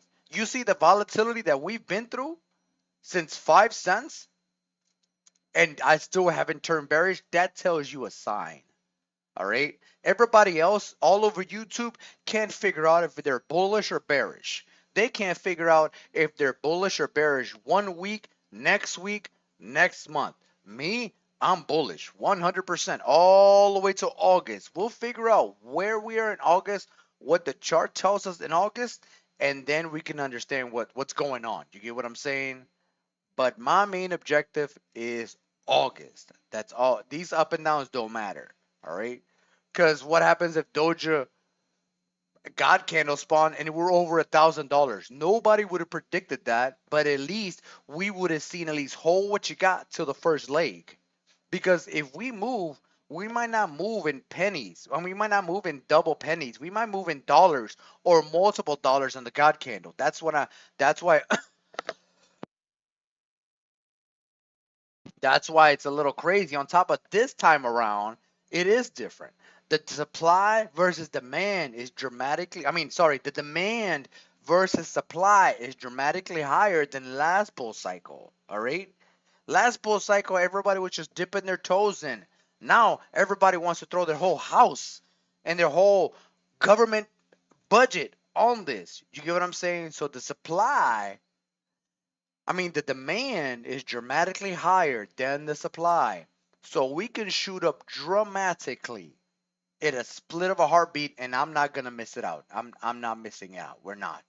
I'm not dipping my toes in and out. If there's a difference between selling, short selling, and surviving. I always tell people that there's difference between surviving and short selling. All right, short selling means that you took your money and you're gonna go ahead and buying lower, hoping you get a lower price. And man, we don't even know if it comes. All right, we don't know. Surviving is your money's in the market, but if you got to go to the grocery store, okay, you got to go take that out. It is what it is. You go ahead, do your purchases, put everything back in, and ride out the wave because later on you will be rewarded for those groceries you just spent.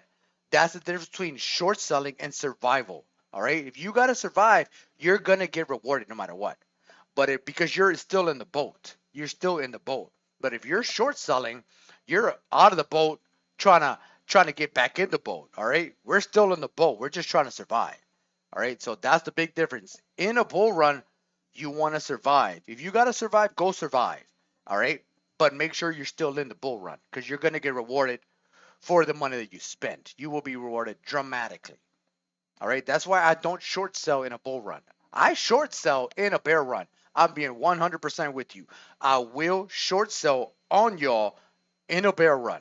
And that's just me being honest with y'all. All right? See, my sentiment will dramatically change, and y'all will see that. Y'all will watch it happen in real time. So my sentiment is dramatically bullish. All right? So pay attention to that. When I start to feel bearish, then y'all can start to feel bearish. Right now, we're bullish as hell. Bullish as can be. All right, chat? None of this volatility has changed my sentiment. Even from when I invested at 22 cents and it dropped down to 13 cents. I don't care because my endpoint is still August. All right. That's just part of being in the market.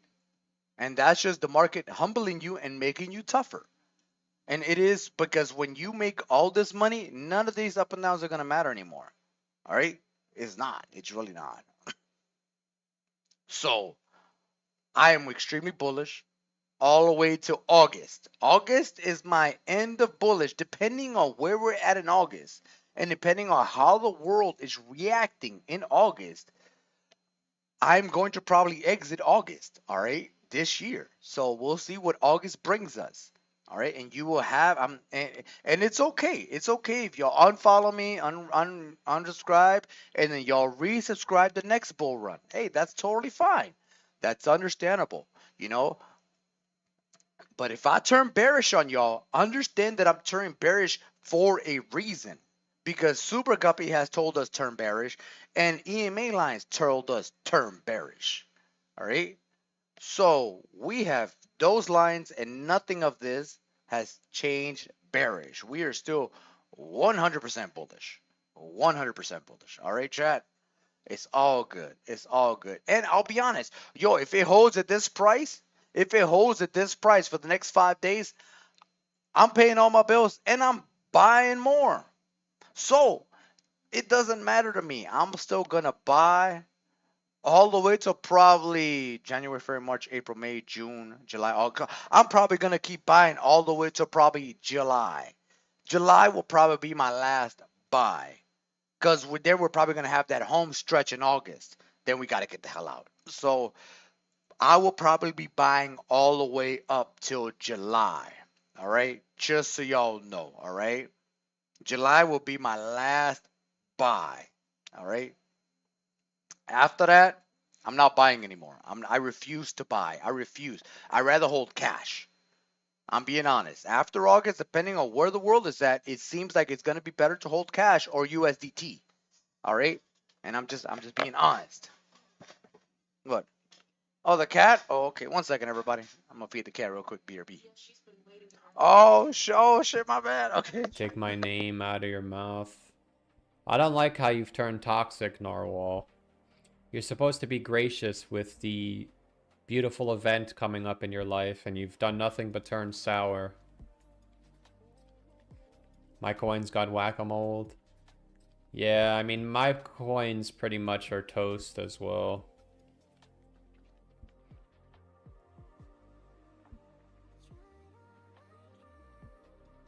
I'm so bullish, I put my bags at the door of the poorhouse. I'm ready to go like a contestant on Big Brother. Here's where you'd say to me, I thought you could take a joke. Nah, the time for jokes are over, Narwhal. This is our chance. You have to think about little Narwhal. You have to think about little Narwhal, man. He would be so disappointed if he saw how toxic you were on the internet. James for 5. James Isaac Neutron. Do you think poor US GDP and PCE actual versus estimates will cause a further downturn? I appreciate the 5, James. I think the top is this December. I think we go sideways for a little bit longer and then we go up. People ask me the same question 100 times, but they reword it. I don't think the market cares about the inflation. The market doesn't care about the PCE, GDP, whatever you want to call it, the war. It's all nonsense. Up and to the right, my friend. I appreciate the 5. But again, the inflation is never going to go away because you have all-time high consumer spending. And the whole point of raising interest rates was to make it harder for people to buy stuff. But I don't know where everybody has this money from. Some people are saying it's credit cards. Maybe it is. But that doesn't stop. It's not stopping the inflation. So I don't know. Up and to the right.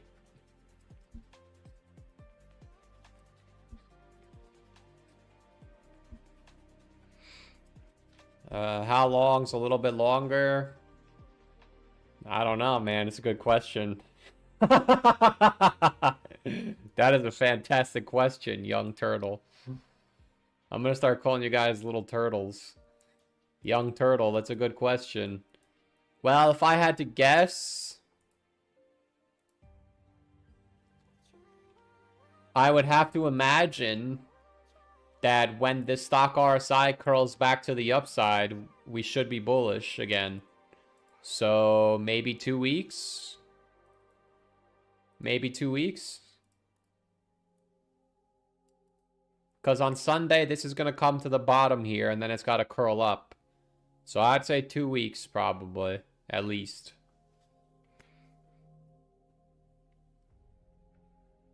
I don't think I'm toxic now. I think you're just feeling more vulnerable now that things have slowed down. My existential joy is at an all-time high.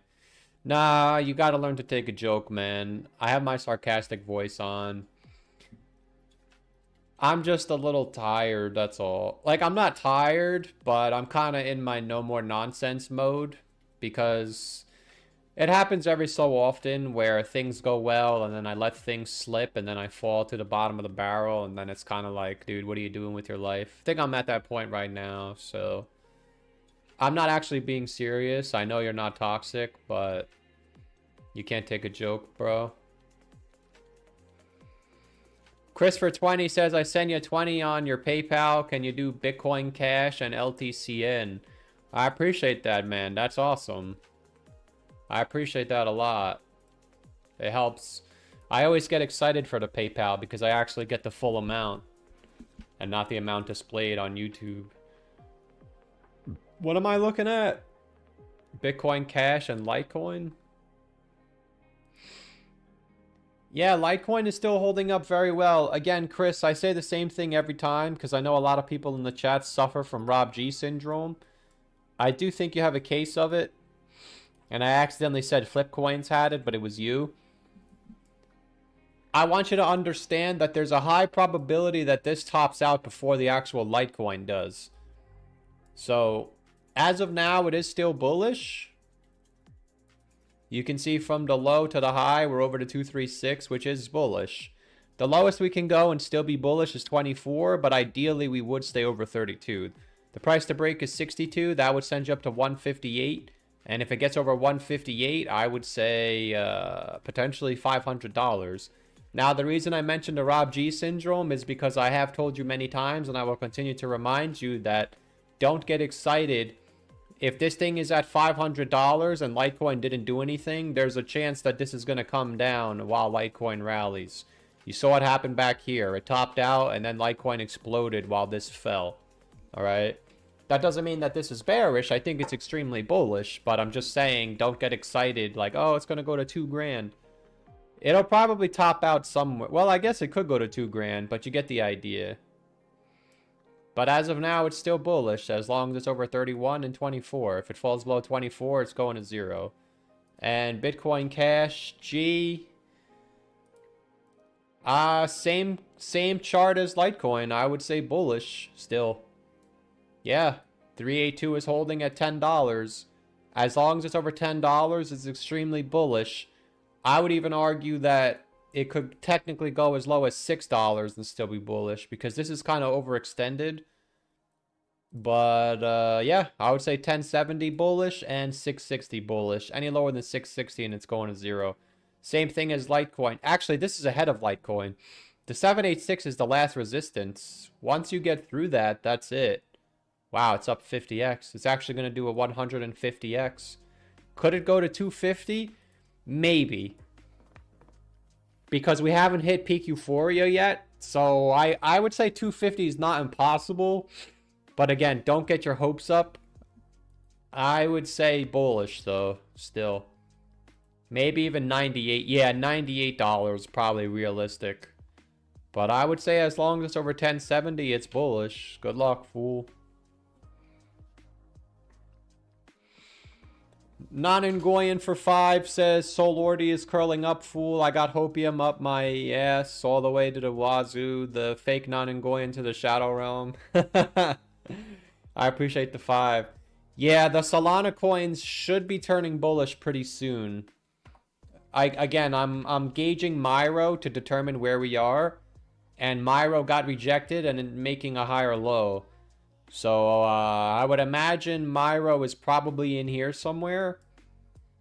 So once Myro breaks out, we'll actually start flying. And Solordi is probably going to fly. So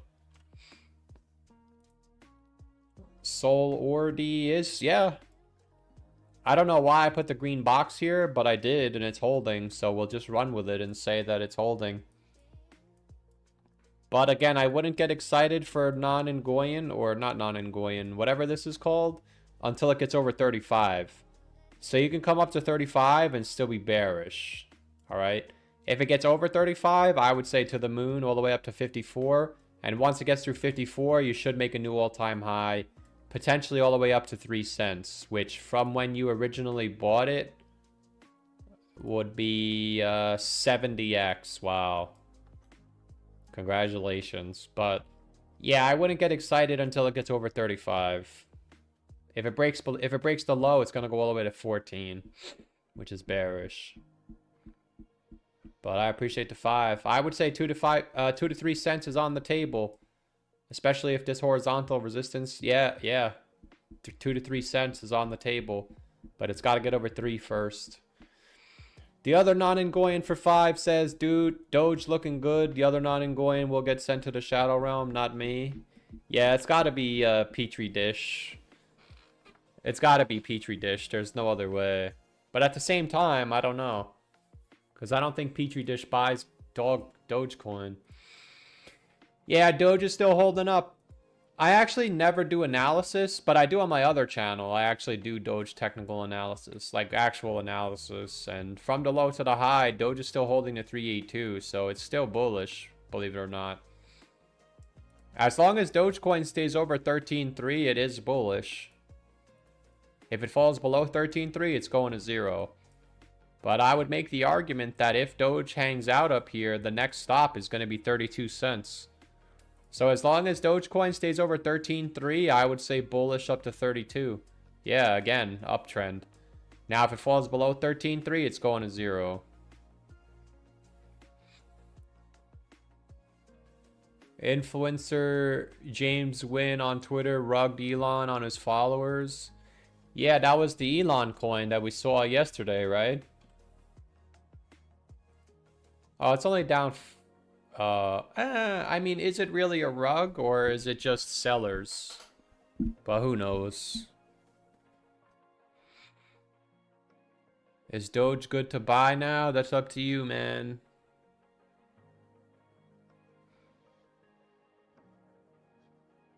What crypto gave you your best returns? Unfortunately, I have not gotten a good return on any crypto. I keep getting 3x's and then selling into something else. I have yet to get a big move. But I'm accepting that I'm never going to. But with that said, I don't have to. The next pump on this move, if my coins go back to where they were, I'm selling them into Dogelon. Like honestly, if my coins just go back to where they were and Dogelon stays down here, like, I'm going to be extremely happy. Like, actually, I might cry. That's how happy I would be. Because I'd be able to get my Dogelon Mars and basically retire. Even with inflation. Because all it has to do is go back up here and I'm set for life. Again, assuming the coins play out. If they don't play out, then I'm screwed. But I have a bunch of backup plans. I think Bone is going to run as well. There's a bunch of coins I have on here. I'm not worried about it. Well, I'm worried if my coins don't go up. But if my coins go back up, I pretty much... There are no guarantees in crypto, so I'm not going to count my chickens before they hatch. But I would like to think I'll be able to pull off something at least, you know? But unfortunately, I have not gotten really anything. I keep getting 4 to 5 X's, and I keep holding on because I want them to go, and they never... Not one time have I ever got... I have yet to get a coin that actually breaks out. That's why I'm not beating myself up, because the reason I never sell is because I never get a chance to sell. And the same thing happened last bull run. But at least this time, I managed to grow my portfolio. So now, if my coins go back up, I would just need a... Like, I think I have a chance. As long as it works, I think I have a chance. That ain't no petri dish, I can tell you that. Dude, Pete Hey, has so cheers, much everybody. class Cheers, for cheers, that honey. NFA. Bah. Bah. Maybe we should all just invest in ETH. I mean, some people have enough money for ETH. I don't. If you don't have like 50 Ethereum, it's not enough for me. You need 50 Ethereum to make it worthwhile.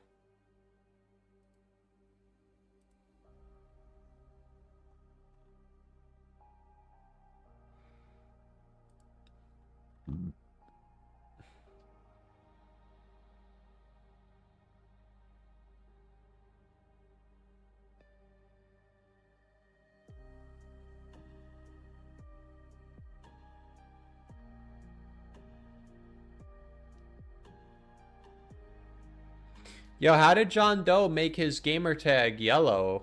Oh, he brought back the OG one, that's why. Oh, no, he didn't. Did somebody must have made him yellow. Let's go Doja, hell yeah. Inflation is about monetary policy, not about spending. Well, I mean, correct me if I'm wrong. I'm not an economist, but wasn't the whole point of raising interest rates to stop people from buying shit? Like, they make it harder to take out loans and make it harder to buy houses and make it harder to buy cars and make it harder to do everything. But You got a point. yeah, because it keeps money.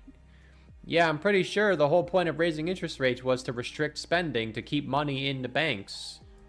Promotes saving, but people are spending at a godly rate where I don't think it matters. Like, you know, I think people are just spending at it is what it is, man. I don't know where this money came from. Maybe everybody did transition to new fields of work. Let's go Doja, we're pushing up. It's hell possible.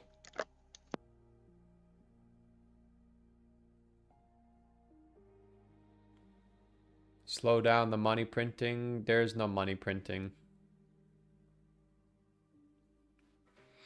What's your other channel? It's in the description. Every link that I own is in the description.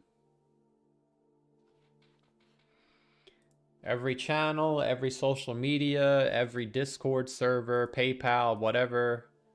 Everything is in the description. It was, but the election came along and now they lower it. Did they actually lower the interest rates or no? Because I saw someone on YouTube said they lowered interest rates, but they didn't, right? It's still at 5%.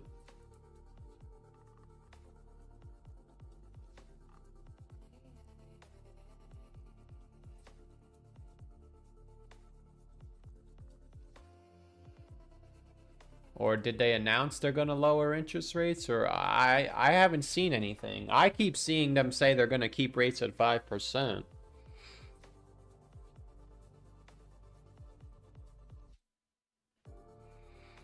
No, not to stop spending, to make more money off of loans. Yeah, but indirectly, when they raise interest rates, people are supposed to stop spending money. But we're not seeing that.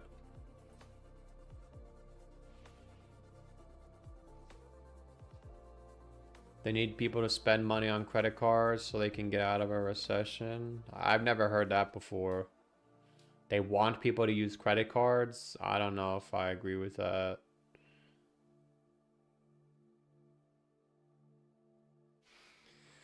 Yeah, the price of gas is at $3.50 again. Oh, look, we're forming another higher low.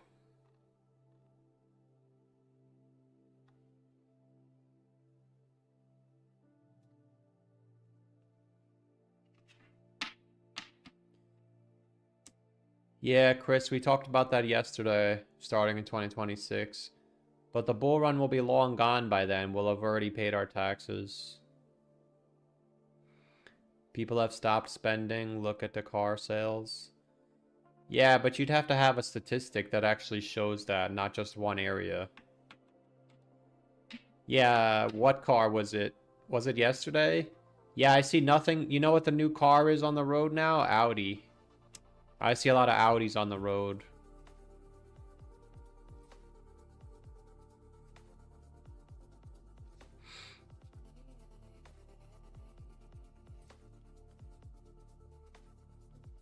Apple canceled its Google thing due to weak sales.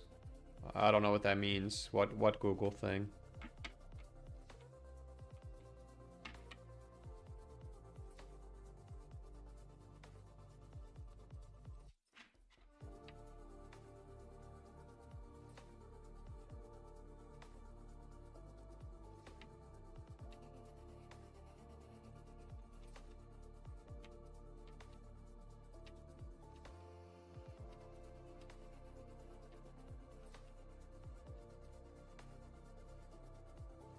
The effect of stimulus packages during COVID are only now being felt.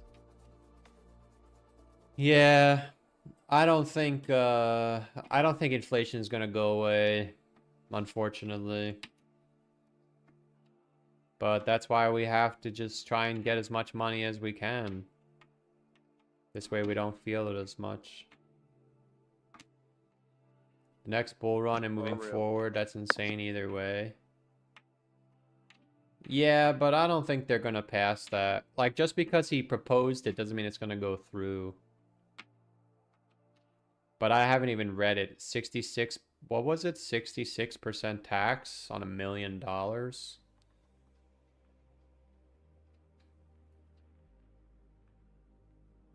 Yeah, that would be nuts. Yeah, nah, they're not gonna pass that, bro. There's no way they pass that.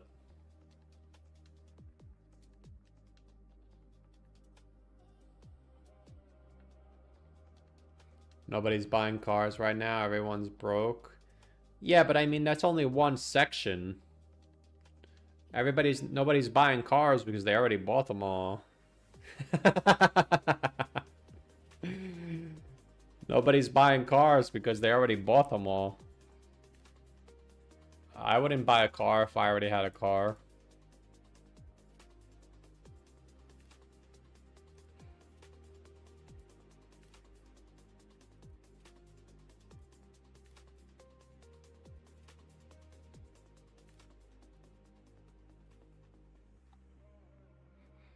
One love. One love. Imagine when the student debt goes bye-bye, another COVID stream. I mean, I feel like if they actually get rid of the student debt, wouldn't that also indirectly increase inflation? Because essentially, if you're giving somebody debt free, you're basically giving them money. So instead of using the money to pay for their loans, they're going to stimulate the economy. I'm pretty sure the whole point of raising interest rates was to slow down the economy. That was the whole point. But I don't know if it's working. I mean, I guess it works to an extent, but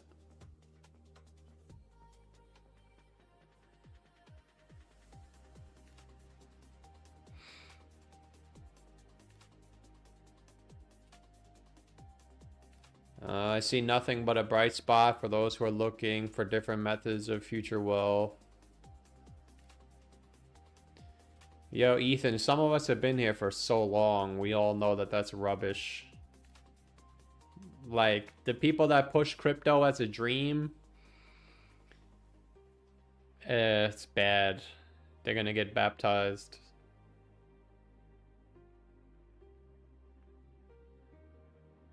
Probably no tax for big corps on crypto, but big tax for all of us. Nah, because there's insider trading, right? Like when a congressman sells stock, doesn't he have to pay 66% tax on that? I doubt they're going to pass that. But I guess even if they, you know what? I'm not going to worry about that. That's like worrying if my hair is going to grow, you know? Like, I'm not worrying about having to pay 66. First of all, I have to sniff $1 million before I can even pay taxes on $1 million. I'm not going to worry about the tax. Some of you are millionaires, so you might have to worry about it, but I'm not worrying about it. David P, welcome. There's David B and David P. The main reason is to control inflation. How confident are you with Dogelon Mars? Well, if I could buy 1 trillion coins, I would. And I plan on doing so if I'm able to.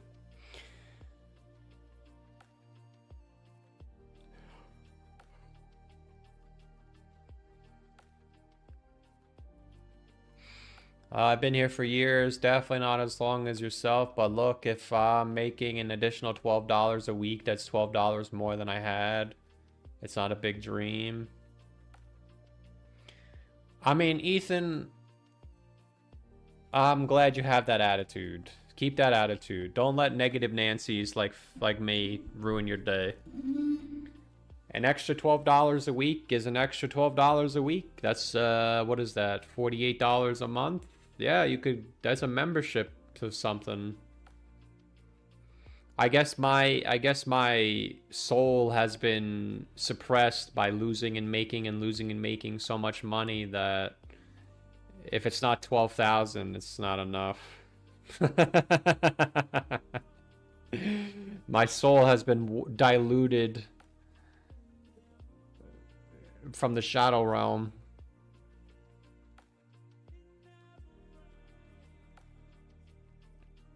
David B equals broke David. David P equals pumping. Nah, David B is almost a millionaire, fool. Better watch your mouth when you're talking to David B. Gotta go fight Mighty Man. Have a beautiful day. One love. Alright, Petri Dish. I'll see you later. Thanks for nothing. Move to Dubai? I'm not moving to Dubai, man.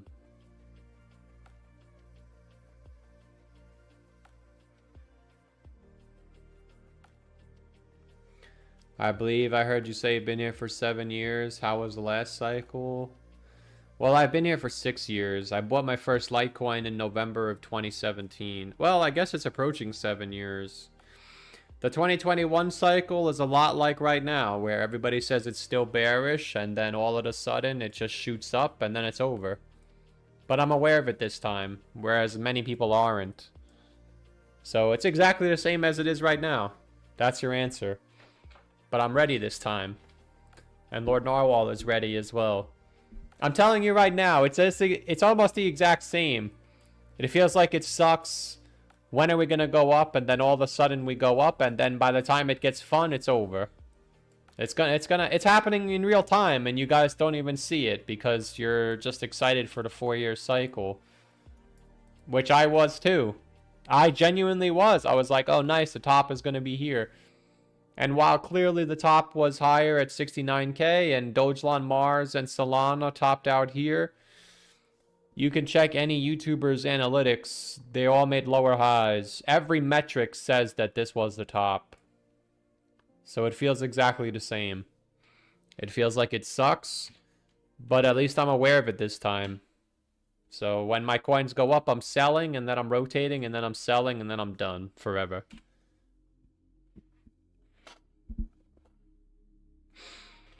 Day 10 in the hot tub. Day 10 in the hot tub. Fair play, man. It's hard out here, but corny as it sounds, there's a whole community out watching you, and it's not because of money, but... So let that help you out of the shadow realm. Yeah, Ethan, man. Listen, man. Extra $12 a week is extra money in your pocket. Don't let the negative Nancy's ruin your day, man. It's a good attitude that you have. But again, I just think most of us have been dragged in the shadow realm to where it's like if somebody offered me $1,000 right now, like, I would be very grateful, but like, if somebody told me that I have to run a mile for $1,000, I'd probably just say, keep the money, bro. My legs hurt, you know? And that's not that I don't need it, because I am still poor, but my soul has been on the blender, you know? Now, $10,000 is a lot of money. But now we're talking, you know? But I'm sure for some of you it's the same way, but 100,000. Like, if somebody told you to do some shit for 10 grand, you'd be like, I'm good, man. You know, it's not because we don't need the money, it's just because our brains have been fried by so much turmoil of up and down, up and down. It doesn't hit the same, you know? Like, if you make your first 10 grand, it's like, oh my god, this is awesome. And then when you make your first 100 grand, it's like, oh my god, this is amazing. Now every time I cross over and below 100 grand, it's just like, whatever, man. You know? And I'm poor, I need the money. It'd be like that. That's why on the next move to the upside, I'm gonna get my excitement back, because I'm gonna hit a number that you talk about in your dreams. But I have to get out. Hey, yo, cheers, and rotate everybody. into Dogecoin, Cheers, because I'm a greedy fool. Definitely cheers, hell yeah. I'm a greedy fool. Yeah, man, that's the goal. I'm trying to set myself up for life, man. Yo, if That's the Dogelon, goal. if Dogelon Mars waits on us, we're also buying. Also, if Shiba waits on us, we're also buying. So, that's legit. No, when this bull run is done, I am done. Crypto and me will no longer be associated. I'm not buying a miner. I'm not even buying a new computer. I'm buying an iPhone, whatever's out now, the iPhone X Plus, and I'm gonna be filming vlogs. Yeah.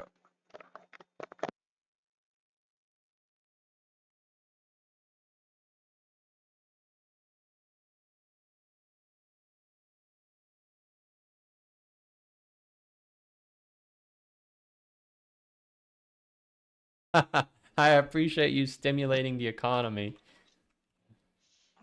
Let's see, sushi. Yes, sushi is also on my... Oh, let's go. It fell all the way back to $1. That's what I like to see, man. That's massive. It came all the way back down for a big tone. Yeah, now if you put in 200K... Oh, yeah, 200K is 4 million.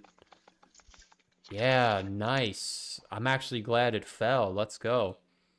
So from the high down to the low, I mean, you could see that you can't really blame it. A lot of coins got rejected at their 382 retracements. So if you look at your coin and you see it getting stuck at the 382, get ready to hold your nose because the sellers are going to come in.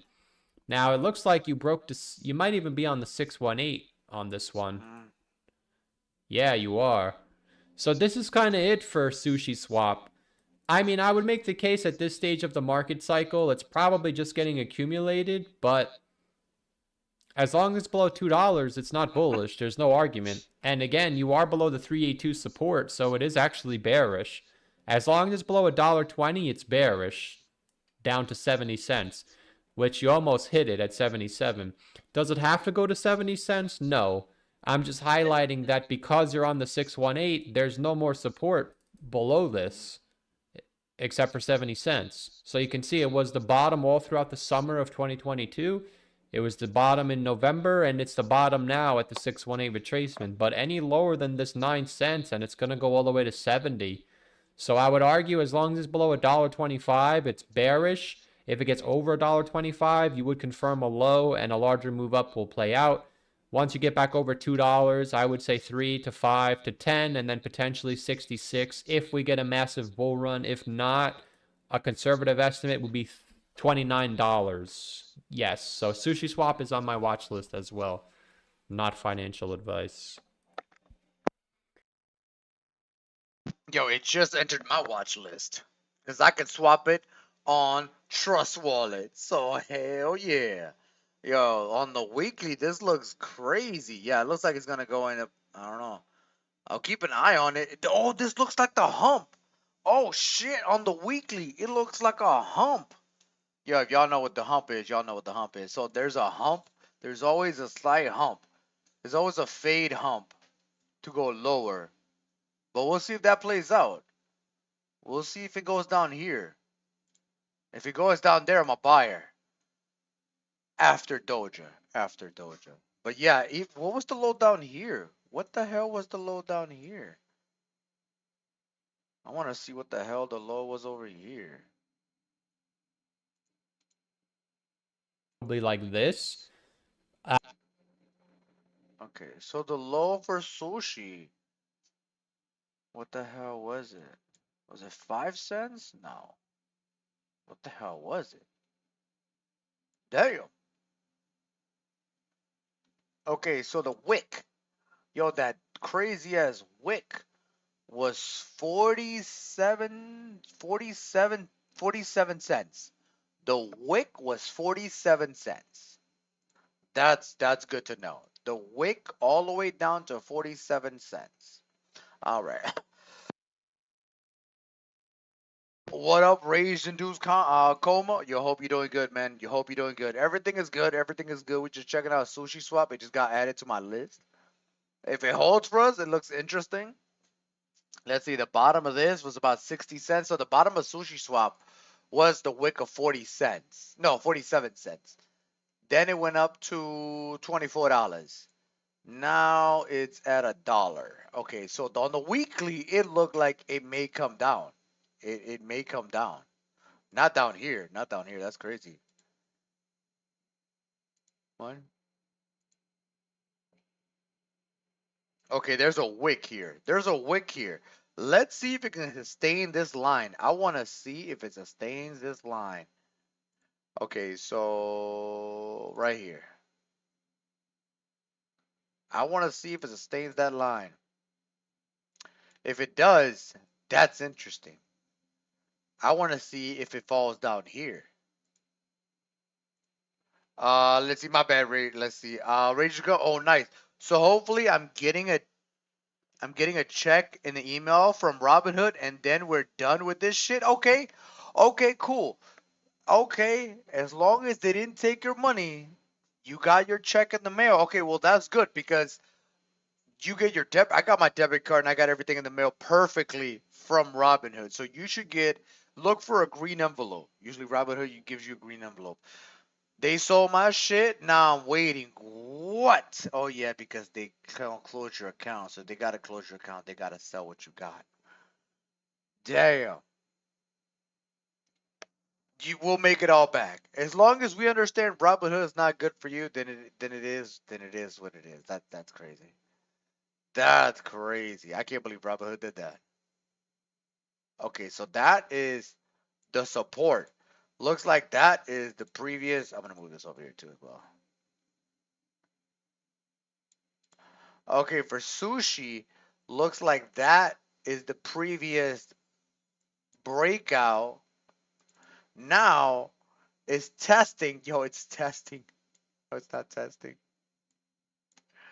It is. It is testing its breakout. Right now, it's Sushi Swap is testing its breakout. Oh my God. Yo, if it waits for us, we're buying. It doesn't matter because on the weekly, when these bands get close, Sushi Swap is gonna have a huge freaking it's gonna have a huge massive run. And we're gonna be waiting on it. Okay, cool. Where the hell do I set an alert? Okay, what's the price now? Price now is they say they never solved the issue.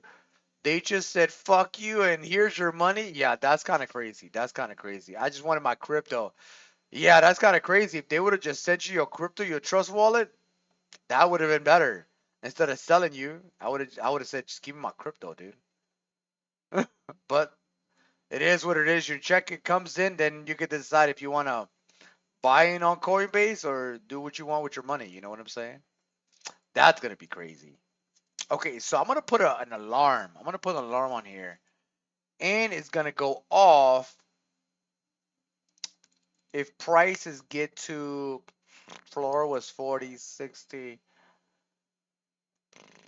If price gets to 85 cents, if I see Sushi Swap at 85 cents, I'm a buyer.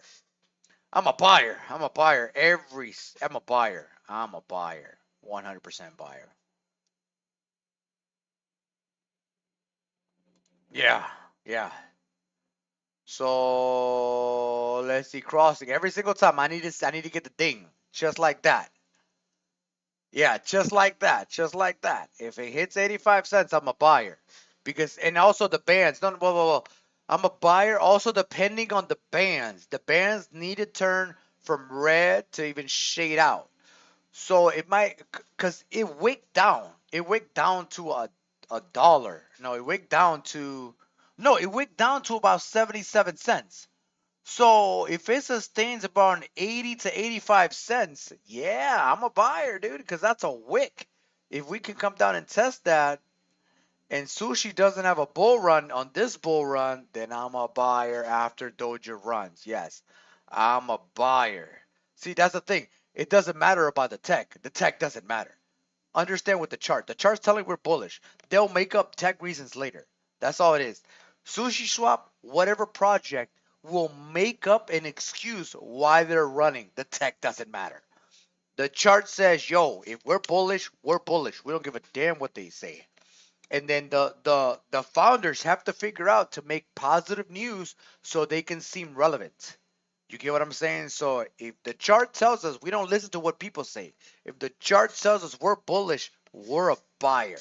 If the chart says we're bearish, well, we're sellers. And it is what it is. That's why I try to tell everybody when we get to the top of the bull market and DogeCoin is screaming, get the hell out, I'm going to sell. If y'all decide to write it out, that is y'all's decision. You get what I'm saying? That is everybody's decision. But I need to make sure we're good. And if the top of the bull market says screams, get the hell out, we're going to make the decision, the best decision for ourselves. And ourselves says, get the hell out. All right. And then when it says screams again, buy again, then we turn bullish and we buy again at the bottom of the bear market. We don't get bullish in the middle of the bear market. We get bullish at the very bottom of the bear market. All right. That's when we turn bullish again. All right. We're not. The only time we're bearish is the only time we're bearish in the bull market is at the top. That's the only time you are allowed to get bearish. You are 100% allowed to get bearish at the top. If you are becoming bullish at the top, that's on you. You have a decision to make on your own. You know, you're a controller of your own feelings. So you are the one who has to make the decision. Should I stay bullish or should I go bearish? So at least we got a plan. That's the thing. At least this bull cycle we have a solid plan. See, last bull cycle we didn't have a plan. We just rolled the wave and rode the wave. Rode the Euro. It's called riding the Euro 4 wave. literally, because you're riding the Euro wave. You're gonna feel so euphoric. It's gonna be unreal, unreal. I'm telling you, you're gonna feel like King Kong on top of like a huge mountain, screaming, saying, "I'm the king of the world," at the top of the bull market.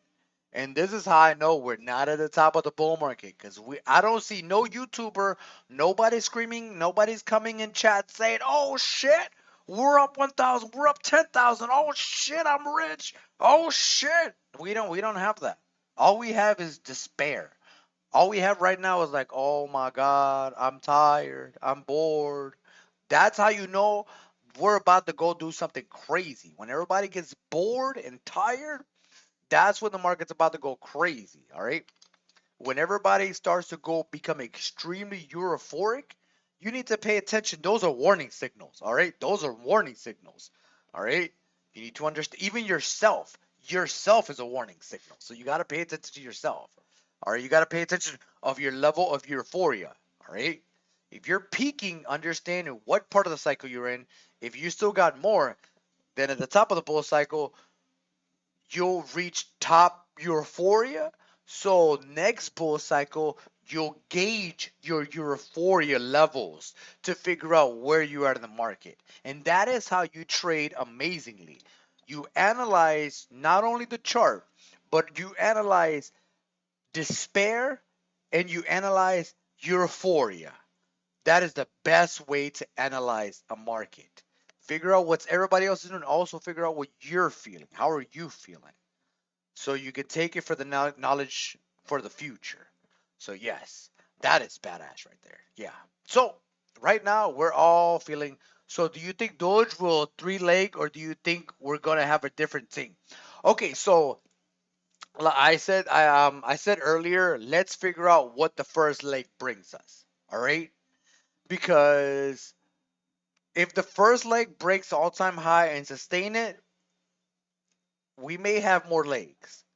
But if the first leg brings us all the way to $20, then we have to adjust our plan because we moved faster than expected. You get what I'm saying? Because we are definitely moving faster than expected. Like the whole crypto market, everything is moving faster than expected. So we have to just understand where we land on the first leg.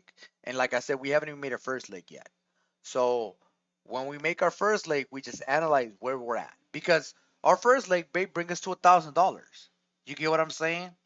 And then your euphoria levels will peak through the roof.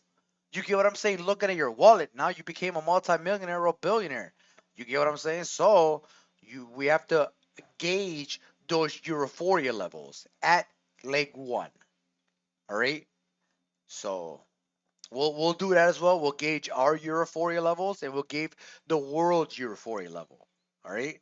And then after the leg, there will be a huge death and despair level that we have to analyze to buy in again because we'll probably sell on the huge euphoria levels and then buy in on the death and despair levels. Cause like right now, everybody feeling like death and despair or bored right now. Nothing's moving. This is where you want to buy in. These are the levels that you want to buy in because people are their ADHD is not focusing on the charts. It's moving around because like now they're aggravated. You get what I'm saying? So that's another thing. So it's crazy where you have to analyze the world, yourself, and the chart. It's crazy, but you got to do it. To be really good at this, you got to do it. And a lot of people be like, "No, man, you just invest and don't even look at it for 10 years." Then how are you going to gauge everything? How are you going to understand your investment? Nah, man, that's craziness. That's craziness. You can't do that. You got to make sure you understand your investment. So yeah, even this is the start of the race. All this doesn't matter. Yo, we are at the start of the race. Like we were 1/4 of a penny. This is literally the start of the race. So yes, I'm excited. I'm excited. These up and downs don't wear me down because I know where we're going. That's the thing. A lot of people are getting worn down. because they don't know where they're headed. They're right now driving at night without their lights. That's what they're doing right now. They could hit a tree, they could hit a curb, they could hit a car. We're driving with our lights on because we know where we're going and we know our path. And our path is bullish as hell. Everybody right now driving at nighttime with their lights off. Trying to be like, oh shit, are we bearish? Are we bullish? Are we going down? Are we going up? See, they don't even know what's going on. They don't know what's going. They don't even have a solid plan. We do. We're bullish and we know it. So it's all good. We driving with our headlights on at nighttime. Hell yeah. All right, let's see what this big boy, this fat boy saying. End up See, being he always 6 million. he always calls fat boy. Or big boy. Let's go. It makes me sick to my stomach because I did have this, but I no longer do. But it looks good in my opinion. I would say from the low up to the high, you came back to the 618, it's still bullish. So as long as it's over 17, I would say bullish. Now, in order for us to confirm that we're going to the moon, I would say the 618 in the other direction has to break, which is 79. So once you get over 79, I would say to the moon, you will start getting rich. But there's quite a lot of resistance in here, so I'm not going to draw every single one. It'll probably just chop around like this and end up pulling away like so. But once it gets over 79, I would say to the moon. Now, if it ends up creating another lower high and coming down, it must stay over 15 to 17. If it falls below 17, it's going all the way back down to the low here, which I don't necessarily think it's going to recover from that. I don't think there's enough time for that. And I will add that if this coin doesn't break down and it ends up holding up, it would also confirm that the top for the bull run is not that far away, because these doo-doo coins, they don't run until the very end. So the fact that this is building a base, once it gets over 72, I would say to the moon, all the way up to 38, and then 13.5. So I wouldn't sweat it as long as it's over 17. As long as it's over 17, I would say just leave it. But if it falls below 17, it's going to 0. I appreciate the 20, man. That's awesome. Oh, why are my feet so cold? Isn't it supposed to be summer? My feet are freezing. Dude sent $5. Nah. It says 1,800 rupees is $21.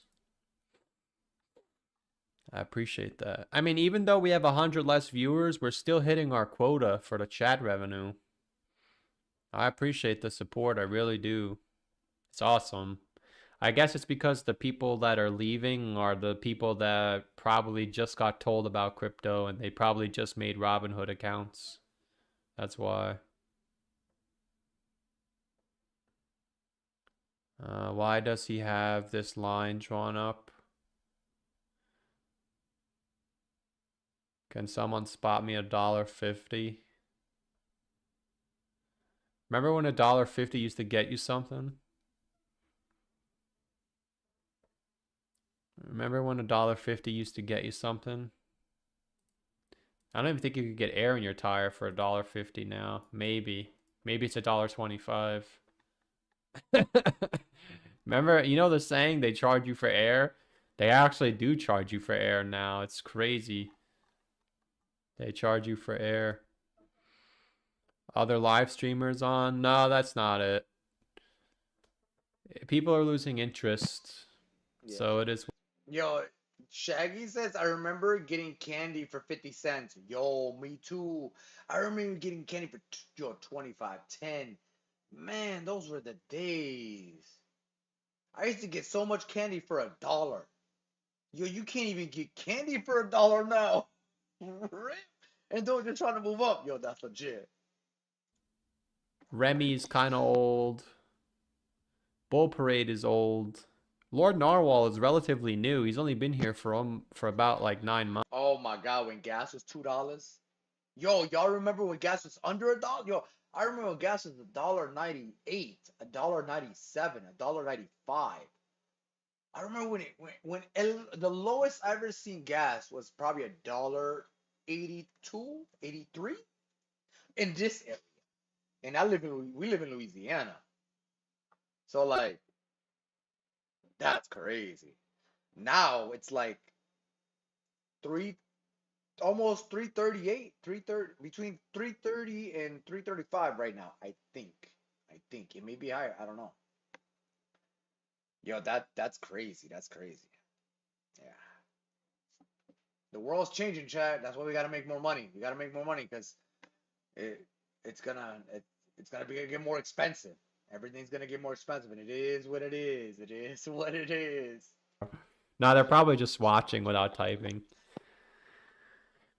TI for 5 says, what exchanges do I use? I use Uniswap, Radium, Pancake Swap, Spooky Swap, and Coinbase.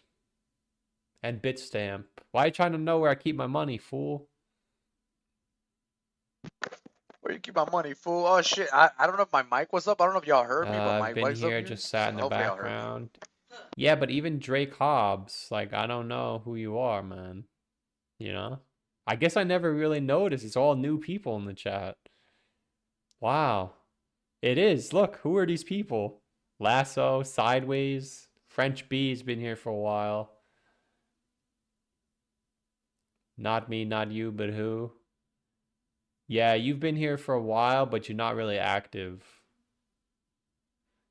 Eugene. This guy's name is Eugene McGee.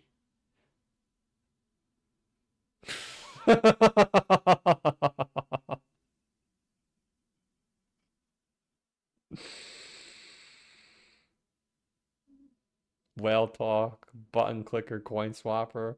Yeah, basically all the button clicking exchanges. But yeah, I like using Radium and Uniswap are my go-tos. Just seeing who you trust. I mean, because of where I live, I don't have any other options. The only options I have are Gemini, Coinbase, Bitstamp, and I think that's it. Every other exchange says, get out of here, big boy. You're not allowed. So I don't have an option. If you name a baby Eugene, yeah, Eugene's got to be, I would say pre-1980s. Eugene McGee. Yo, shout out to Eugene. Eugene Krabs. Only the OGs know about Eugene Krabs. Shout out to Big Eugene, man. That's awesome.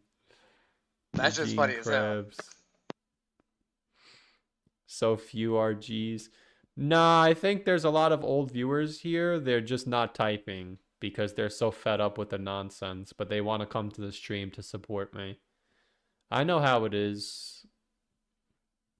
Like, I'm supposed to just know they're there without them typing. But I just never crossed my mind that it's all new people typing.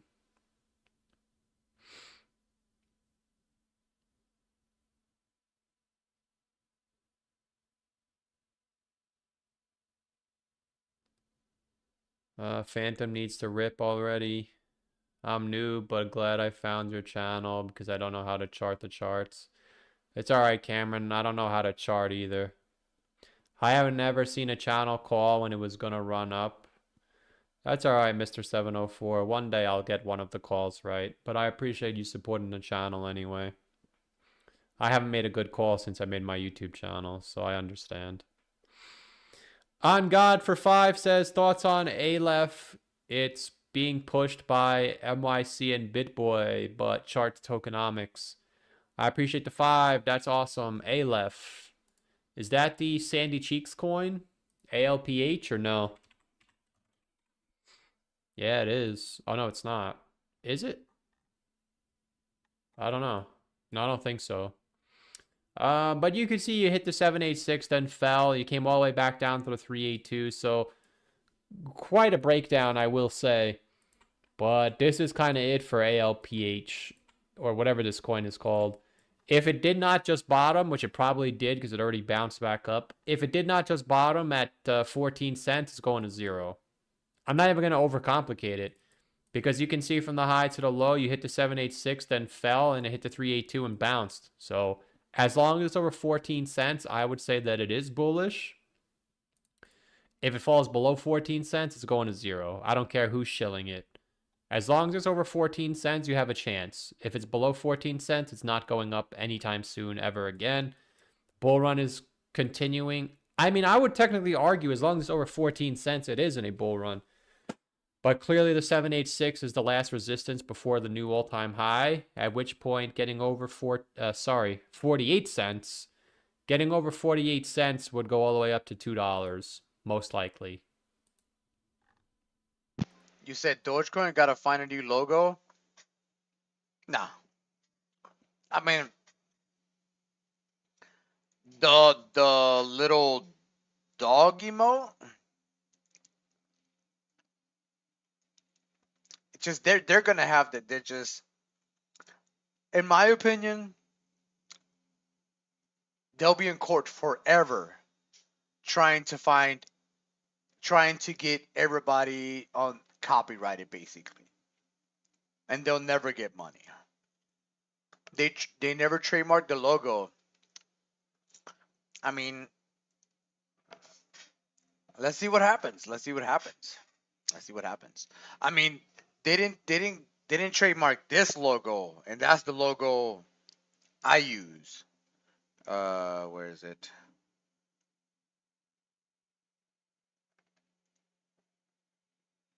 I still got this guy muted.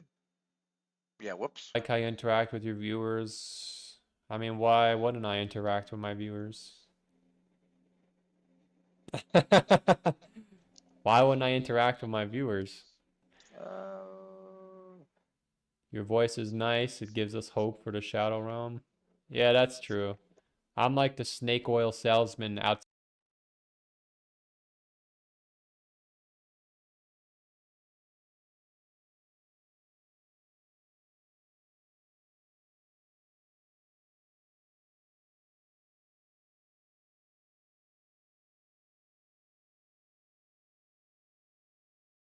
My bad, my bad. Yeah, my bad. I use this logo. So like any other logo, like I don't know. But that's the one I use. So let's see what happens. Let's see what happens. I think it's just another FUD, basically. Some more fear in the market. That's all they're doing. They're throwing fear in the market. Crypto is gonna go up with or without people. It is what it is. So we'll see what happens. But like I said, news is news. Chart says we're going up, and it is what it is. Excited by Sleepy Love Potion.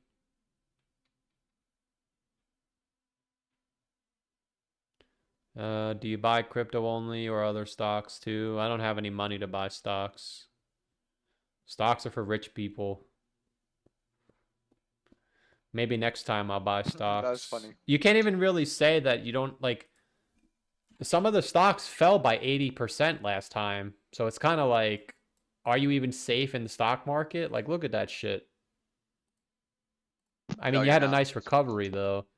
But I think starting next bull run, if I become wealthy, again, I have noticed that I have been counting my chickens lately before they hatched. So I'm going to stop doing that because there are no guarantees that I make it. But if I am fortunate enough to pull this off, I probably will buy stocks next time. How's Shopify doing? Did Shopify go back up? Oh, wow, it didn't. Wow. Shopify didn't go back up. Wow, that's crazy. What about TTD? Did TTD go back up? Yeah, TTD went back up. It's actually been such a long time since I looked at stocks. How's Square? Wow, Square did not recover at all. That's crazy. Maybe when Square starts pumping, we get the bull run. What are some of the stocks I used to like? Square. Let me try and remember. Think. It's been so long. Whatever happened to AMD? Did AMD go back up? Oh yeah, AMD made a new high. What was the other one? Intel? Oh, Intel sucks, man. Does Intel have a dividend? Does it? Yeah, 1%. Yeah, Intel sucks, man. Wow, Intel does suck. It hasn't gone up since 2000. Yeah, I don't remember what kind of stocks I used to like. Shopify was a big one. Shopify, Square, that's pretty much it. I made like my own big four. It was Shopify, Square, TTD, and AMD, I think. And I don't remember the last one. Yeah, it's actually been a really long time since I looked at stocks. Oh, Netflix undid the drop. Yeah, I guess whenever Netflix nosedives, that's how you know it's over. That's the thing though, like it just goes straight down and the bottom is in relatively quickly.